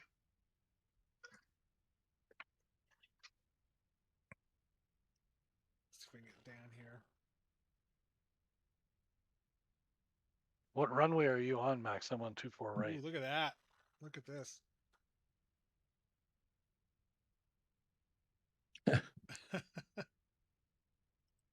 Completely normal.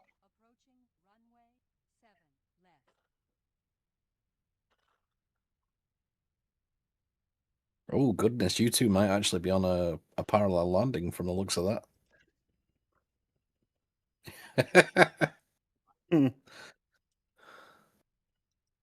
Man, I either overspeed or I stop. I got to really pay attention to my driving. It's these classy rudder pedals I have. No. Get yourself some new ones. I must admit the new ones I've got. It took me a minute to get it all set up, but once they're set up, it's real nice. My rudder pedals are my space bar. I can't find my rudder pedals. Really? Yeah, it's real bad. It's stop and go. Man, They're Brian, I in don't my think garage we can. somewhere. I don't think we can keep this guy on the team. It's like using a spacebar for rudder pedals. They're in my garage somewhere. I'll find them. Underneath all the IKEA furniture I still need to build.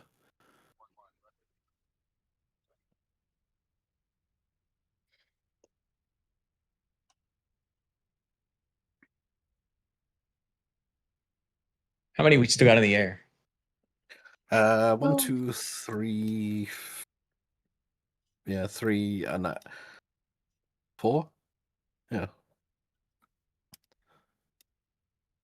It's going to be a beautiful landing, and thank you for making me take my HUD off, so then nobody knows I'm auto landing. If there might be a clue though. It does show up because on it'll the be a good PFD. landing.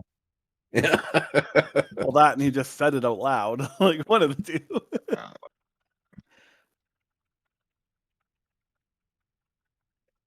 Actually, to be fair, the iFly. To be fair, the iFly auto land sometimes is more of a crater than an auto land, but we'll see. Well, that's Max in front of me. It's like Looking it's just good got there, the Ryan, Max. the Ryanair parameters this program did.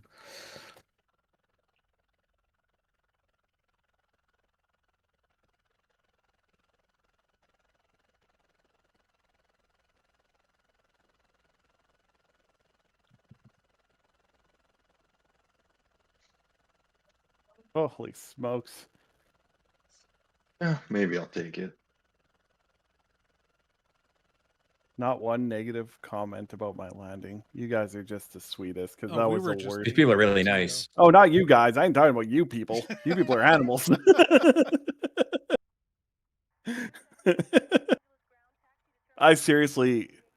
I hovered over half the runway. I should have gone around, but you know. Okay, so I requested a sidestep to 24 left because I'm right behind Max. So you should get your parallel landing here we here. go. Dan, That'll you be need cool. better internet though, because you're really choppy for me. Did you Well, I request it for don't know why cinematography it's like that, purposes? It's just the restreaming. That's the technical hurdle with streams like this when you're trying to get multiple viewpoints at once. Is sometimes the streaming just goes like that. Dennis, it's not a heavy landing. It's just a firm landing. You know, your passengers positive need to know touchdown. that you were landing. They need to feel it.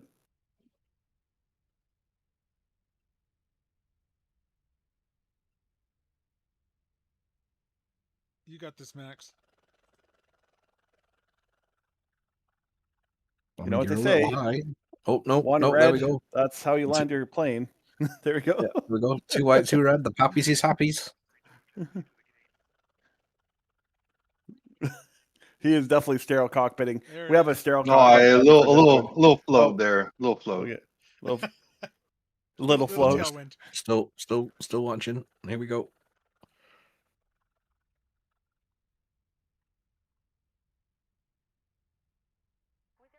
Oh, you know what? Your Oh, I just saw touchdown you go spot in might have front of been me, right where Max. mine was. Do we got a number for him? Not a number to call, but a landing rate, or both. I was just going to give him the number for a local pizza delivery place. You know. Yeah, either way works.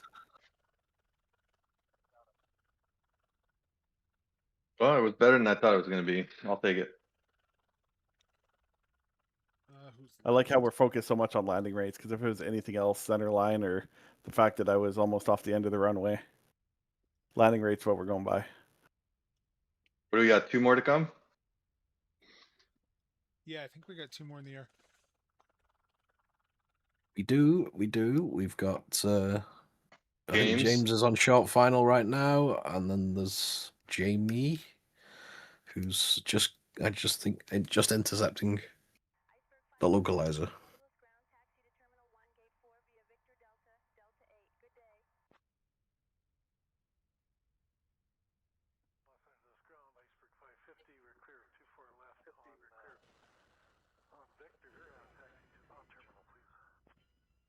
I thought the taxi in Vancouver was bad.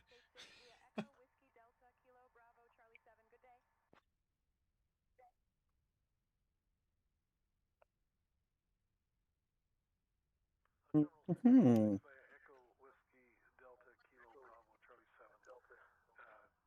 Yeah, we should be seeing Looks like- James any second now.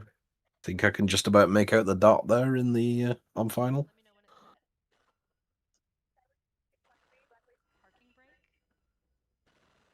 Looks like my gate is right next to a Starbucks, so this kind of works out for me. Nice. Nice. Oh, it's not 6-4. It's not 6-4. God, now I'm just remembering your comment the other day from the the heat mapping and of taxi movements, and you're like, well, clearly they're all going to the Starbucks that's there.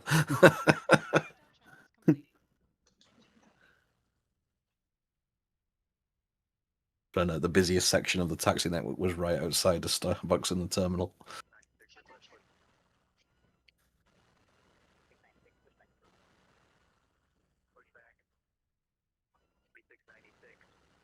Pretty happy with the scenery, though. Yeah, it's beautiful.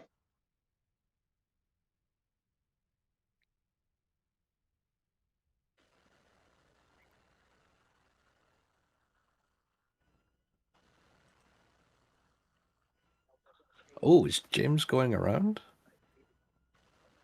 Oh. Max, how is everybody's landing rates? My standby. I got this. My tablet died, so now I'm gonna do it the old-fashioned way with a browser. Somebody just asked us or thanked us for an awesome flight on comms. I don't know who it was. I was too busy trying to stop, but we appreciate it. Stopping is hard. You have to press all the way down on your spacebar. So who did the best so far? I'm gonna say I'm more Groupie standby. Nope, that's the wrong Groupie. That would help if I went to the right one. Like 80 by Jared? That can't be right. No, we Well, gotta. Depends on which bounce. We had some user that if you leave the Groupie, your score goes on. But we had a 57, so that would definitely a clear winner there. Nice. To answer John Alex, it is something I would like to do at some point, but the simulator doesn't actually offer a way to just say, "Oh, connect this jetway to the plane." It will only do that if it's in full control of an AI plane, which obviously it's not with our stuff because we're controlling the plane. So it's possible, but it's quite a complex task. So it's on the list just a little bit lower down while we deal with some higher priority. Yeah, in fact, if you see any add-ons that are doing it, it's sort of a telltale of how the traffic is working. They've turned control of the airplane over to Microsoft Flight Simulator, so it's sort of a hybrid AI thing. Yeah, we don't do that. We actually have to control the plane, gate to gate, moment to moment. So it looks easy because you may have seen other plugins do it, but it's if you're the one in charge of the airplane, it's very hard. Did I say that right, Tom? Yeah, basically. Just for anyone not following along, that was the question of, can we get AI traffic to use jetways? Oh yeah, sorry. Yeah. Read the question back. Yes. Yeah, it's why did the AI traffic use the animated jetways? And that's it. That's the reason. Well, that was fun, guys. Yeah, that was great. That was fun. So awesome. For those watching, I hope you got a lot out of this. I hope you were able to ask the questions. I hope you feel like your questions got answered. We're kind of an open book. We don't have a lot of secrets, and happy to talk about any topic. And yeah, I also hope if you got to feel like you've met the team.